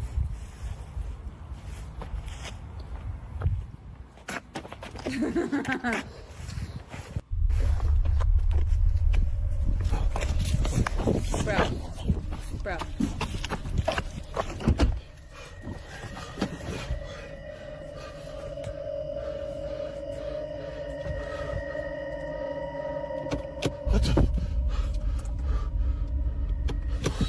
Oh, it's shying the door handle. Ah, drive away.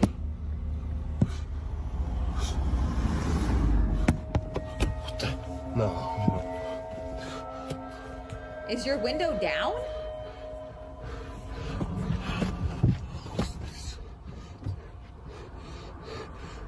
Bro, leave. Oh, hell.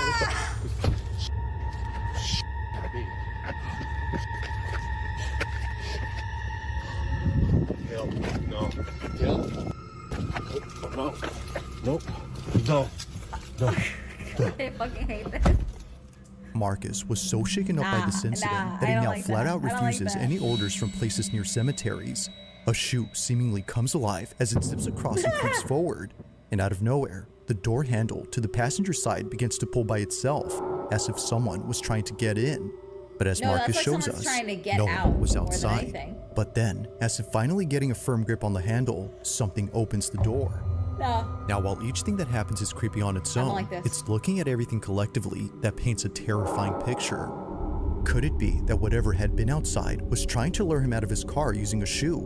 Or were these all just random occurrences? With an entire cemetery as a backdrop, it's understandable why many would think that this is undeniably paranormal. But of course, what do you think? Marcus is certain that it is, aside from being sure that he won't be coming back anytime soon.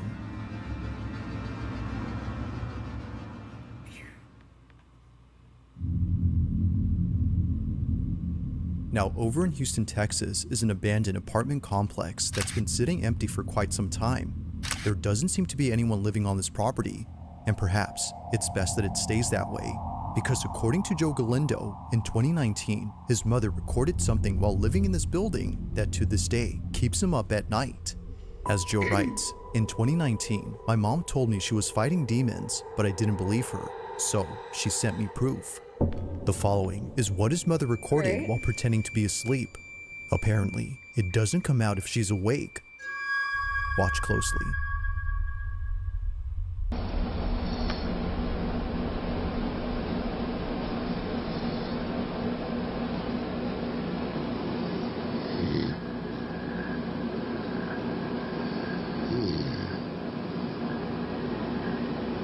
I don't like that at all. I don't like that. That definitely got bigger. I don't like that. I don't like that one.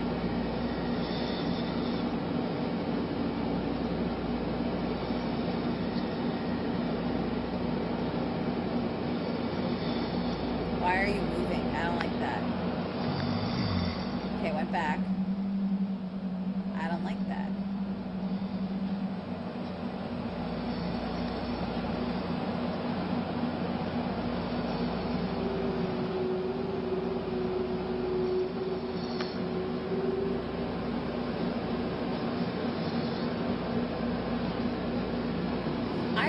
I don't like that at all. I really don't like that.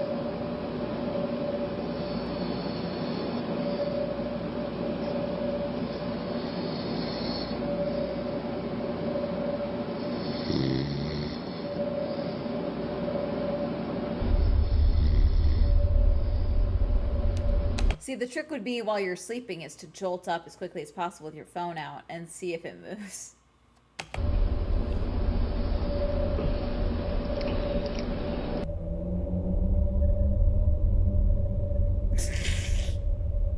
Seeing the video, Joe no longer thought that his mom was crazy. In her kitchen, something above appears to poke out from behind the doorway. But as if Joe wasn't already disturbed enough, he takes a screenshot, brightens it up, and sees this. What looks like a faceless figure can be seen hanging up. It also could be a balloon. You're so right, it could be a balloon. Upside down from the ceiling. While some say that a face can be seen here, many agree that it's hard to tell. But the fact that its features are indiscernible only makes it that much more unsettling. As some believe, this might have been something beyond human comprehension. Now the video ends here, but it's assumed that Joe's mother kept watching this figure before she passed out from being tired. The next day, she sent him this video. So then, had something paranormal taken place at this now abandoned apartment? Or was something else going on here? It's hard to say, but if something supernatural was actually there, then Joe can rest assured that it won't be messing with his mom, as she no longer lives in this complex.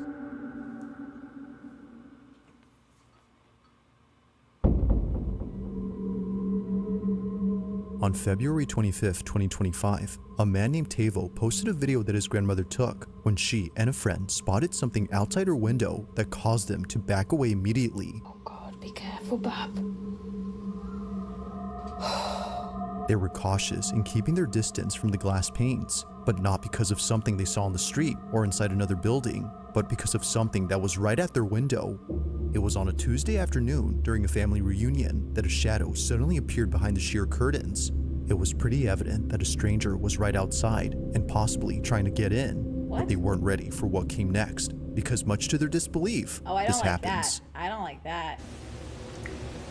Oh God, be careful, Bab.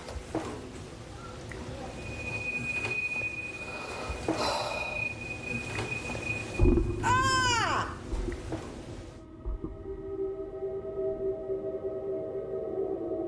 I don't like that. That looks like someone's there, but then they're not there. I don't like that. Oh my God. I really don't like that. Is it her? Because she's not causing a What they reflection. saw, or rather, what they didn't see, left them completely astounded. The supposed stranger they swore was outside the window wasn't actually there. In fact, he was never there to begin with. Upon pulling back the curtain to see who was there, they see this. Nothing. Now, it wasn't just nothing according to Tavo, who got this video from his grandmother. Something had actually been there. To him, this had to be some sort of supernatural entity that paid his grandmother and her friend a visit. It's been a year now since the video was posted, but despite how much time has passed, Tavo and his grandma still wonder just what had been outside.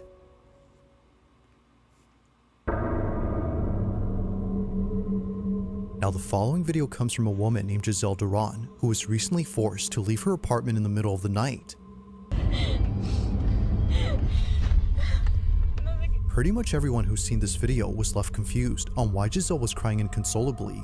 It was very odd that she would put this video out there, but after looking at her page and going through all her posts, it didn't take long for many to see why she was so paranoid. For the past few months, Giselle Duran has been sharing clips that were captured by her security camera. They're mostly just recordings of her living room, but in each one, something happens that many believe has led up to the recent breakdown she had. It goes without saying, but these next few clips are nothing short of unsettling. It all started with a video she posted in late March 2026 when Giselle was home alone doing laundry. But then, out of nowhere, this happens.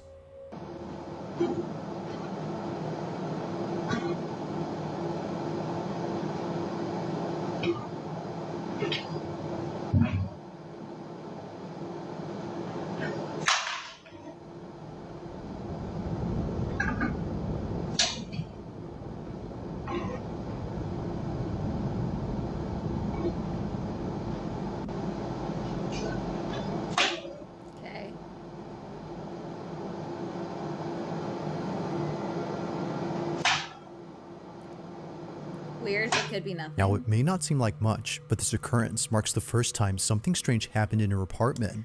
Thinking that the whole incident with her flying phone was just a random one-time occurrence, she was caught completely off guard when something like this happened again. Only this time, she didn't think it was random. On March 28, 2026, she recorded this.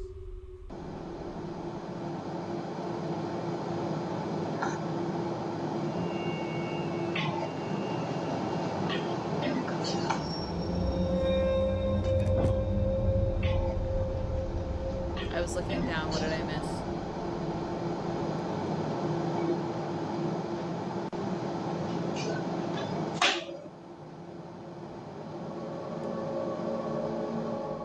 It was at this point where she began to think that maybe something is messing with her. Like someone who didn't want the lights off, they immediately turn on as soon as Giselle turns them off. It was definitely strange, but especially... Yeah, faulty wiring is super scary.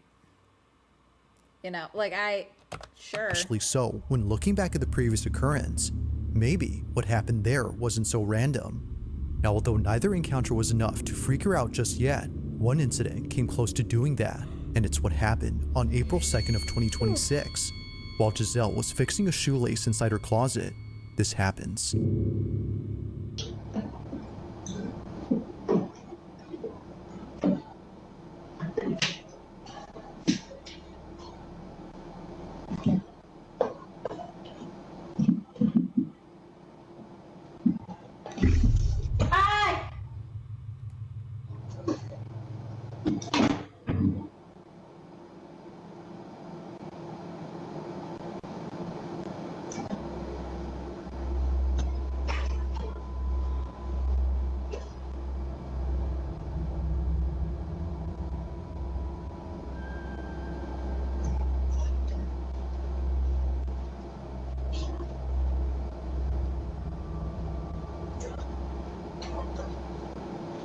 What do you mean something on the table?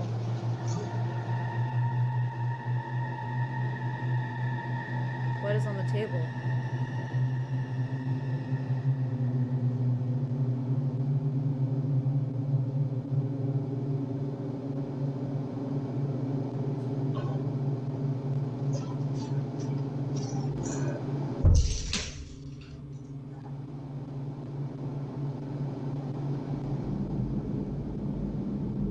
Now, it might be hard to notice, but something happens within this area that set Giselle on edge. You won't really spot it at regular speed, but if you scrub the footage back and forth, you'll notice that the bag on the table begins to move, almost as if coming alive. No. This of course freaked out Giselle, which led her to take action. Like other instances, she couldn't explain how it moved, nor figure out what had touched her. That bag could just be settling. I don't know. This is perhaps the creepiest part about this incident. Now so far, everything that's happened up to this point has led her to believe that something isn't right with her place. Yeah, Any false small report. thing that Yeah, happens you got now makes her landlord jump out of her special. skin. And the fact that she's living solo makes things worse. But as it seems, she may not be entirely alone, because one night, I'm not going to tell you guys I've never had anything weird happen in this apartment or my other apartment while living alone.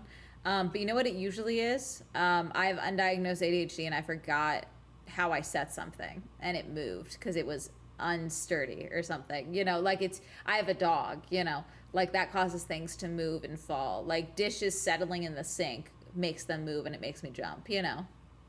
after being woken up by a sound inside her room, this happens. Obviamente no me voy a levantar a ver qué es, pero tengo miedo, estoy temblando del miedo.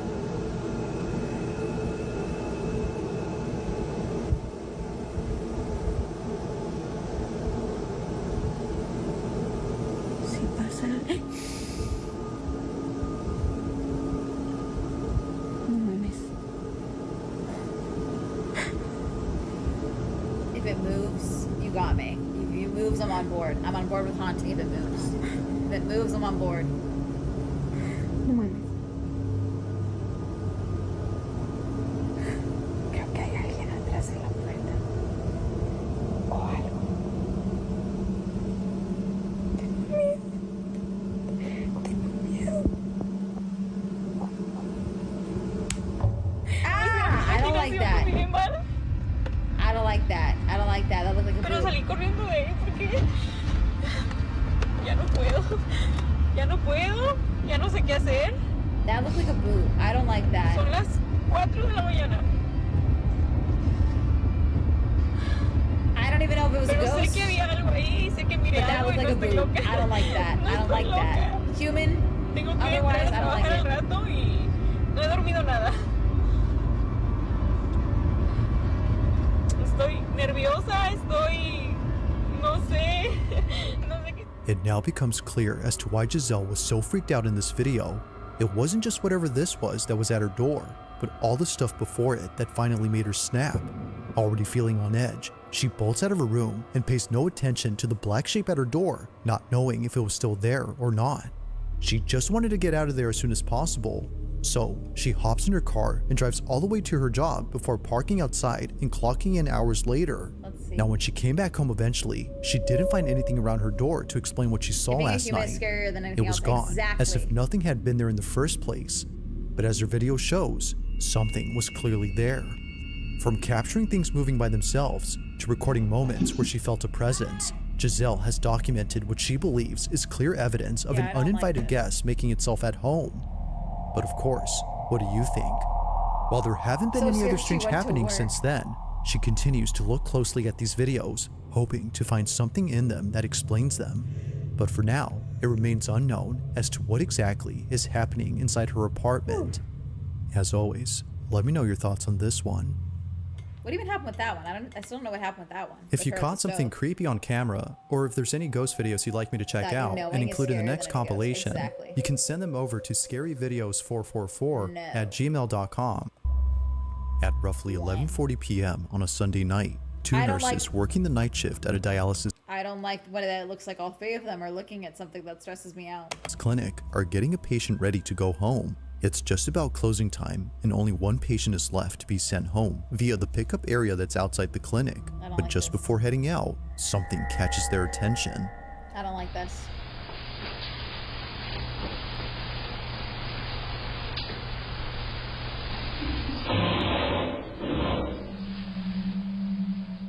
According to Josephine, who sent me this video, someone was searching through their dumpsters and making a lot of noise. Okay. Apparently, it's a common occurrence here.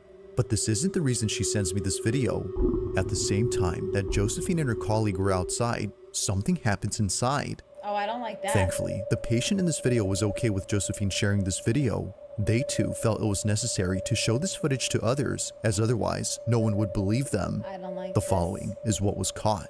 I don't Take like a this. look. Leave that lady alone. She got dialysis. Leave her alone. Leave her alone. Don't fuck with the lady. Leave the lady alone.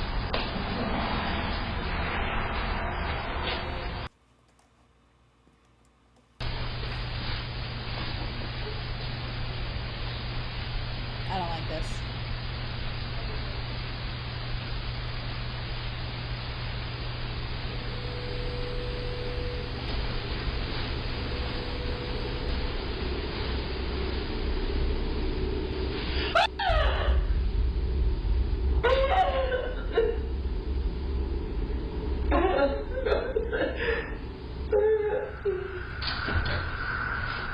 For some reason, the lady in the wheelchair covers up her face after letting out a scream. It's the same reaction that someone would have upon seeing something terrifying. But as it turns out, that's exactly what happened. Because according to Josephine, this patient saw a person who was seemingly disfigured and walking towards her. However, as the footage shows, no one is near. Or at least, it seems like that. Because if you look closely at the reflection on this TV screen, you'll notice what it was that terrified her. Fuck off, Take a fuck look. off, fuck off, fuck off.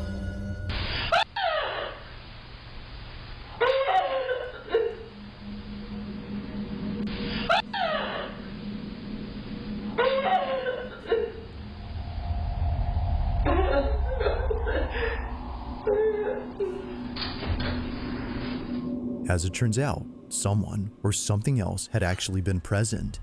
On the TV screen, the shape of a dark figure suddenly appears before disappearing near the lady. At one point, it's here, but then seconds later, it's right behind her. It's as if this shadowy figure had only been intent on getting close to her. As Josephine That writes, poor lady they really just thought went that she through was just seeing dialysis. things, but apparently that's not the case. While it's been a few months now since the time of this recording, don't this like video this. continues to get pulled up at work as nurses find it hard to believe. But of course, what do you Yeah, think? that's definitely the proper. Just what exactly Okay. had this old lady seen inside this lobby? I This don't one like remains that. a mystery. I don't like this. I don't like this.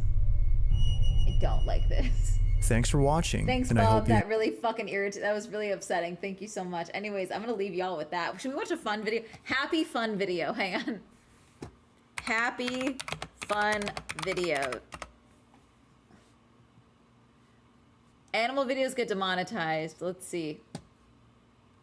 Here we go. Funniest videos on the internet. Let's try These this. are the funniest videos on the internet. We're gonna watch 5 minutes of this and then I'm ending the stream. Oh, great, a cruise. I can't win today. I can't win today. I really can't. Every. Oh my god! I see the face.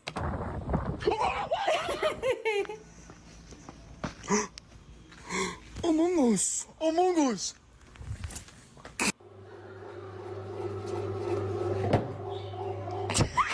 Hey man, take care, man. You wanna race?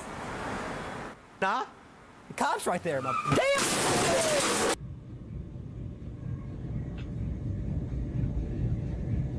I don't know. Oh my god. And then she's gonna whack her. I don't find these funny.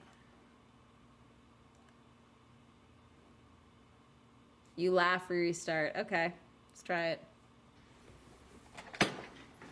Oh, I've seen this.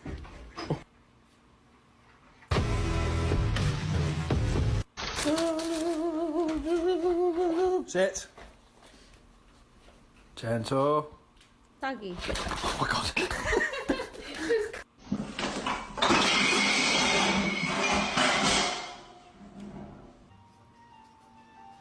Hey.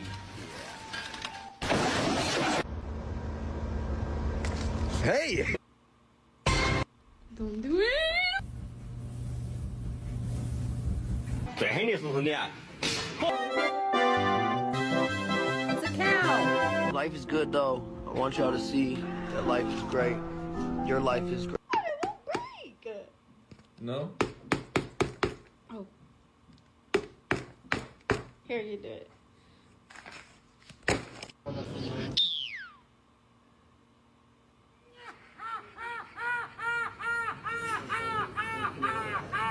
Why did his face get so red? Oh my goodness.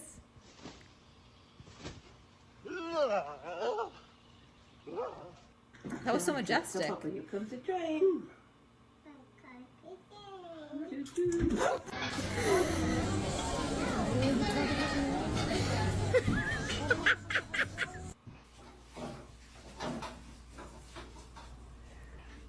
Okay, well maybe that one got me. Fall out The baby one got me.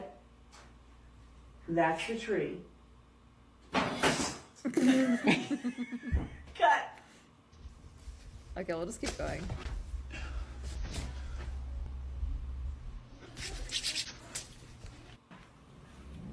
All right. Вот у нас два мальчика катаются, не один. The cat. Да, киселётик?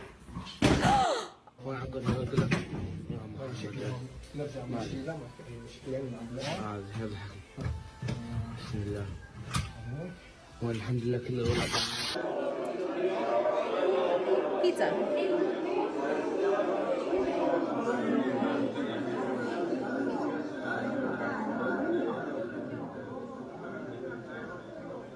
Oh, there was no one there? "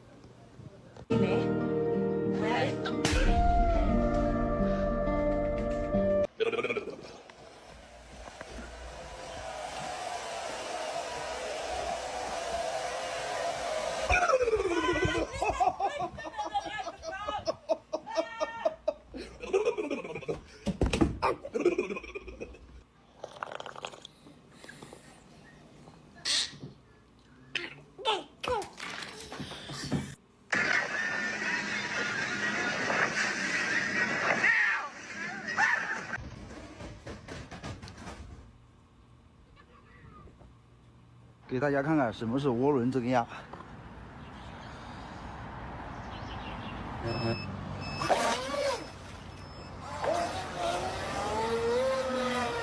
Zoom in.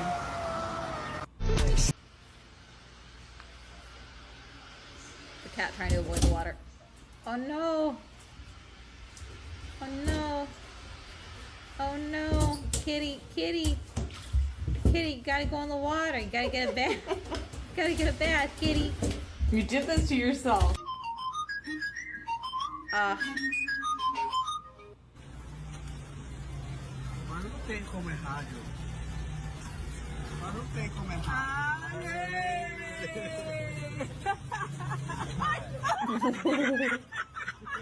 What? Brother, help!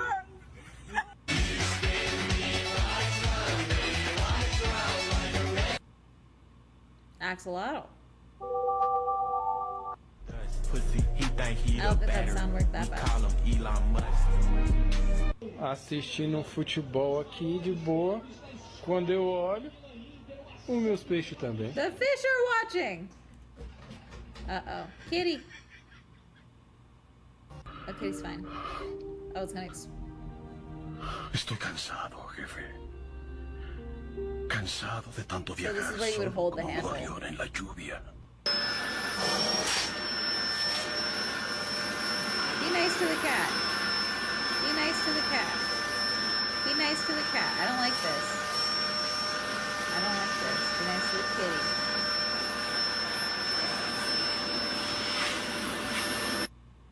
That's it.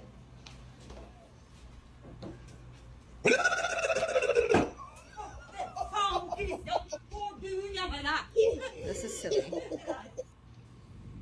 Doggy.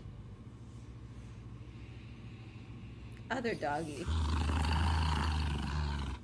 Werewolf.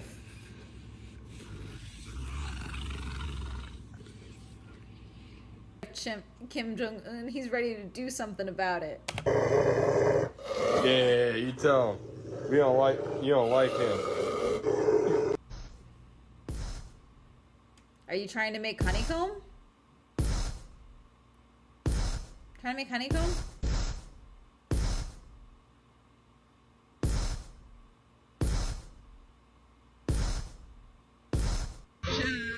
That's it?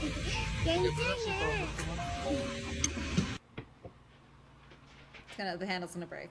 Oh no, it's a bowl. It's a glass bowl, isn't it? It's gonna explode. Bravo. No.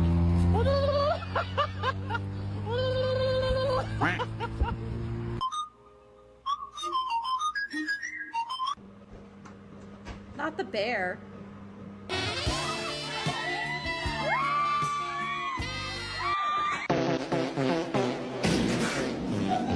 Not James Charles. Bro.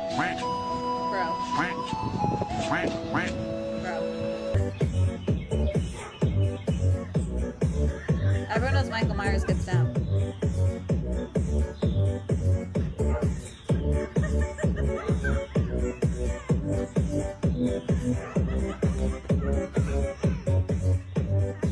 Okay, I'm gonna be totally honest, this is boring as shit. Anyways, I'm going to boop boop boop boop boop.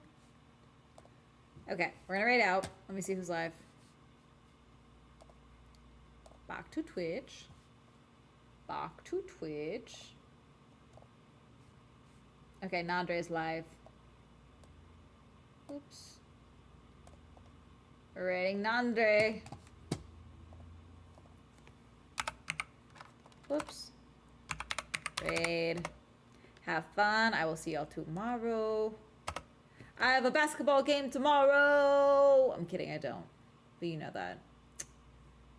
Have a good night. Thank you guys for hanging out with me. Sorry I got worked up about hantavirus and public health, but everyone's irritating me and everyone's gross and no one covers their mouth when they cough anymore, and it's really fucking weird, okay? Have fun. Bye. Bye. Thank you guys for hanging out. Bye.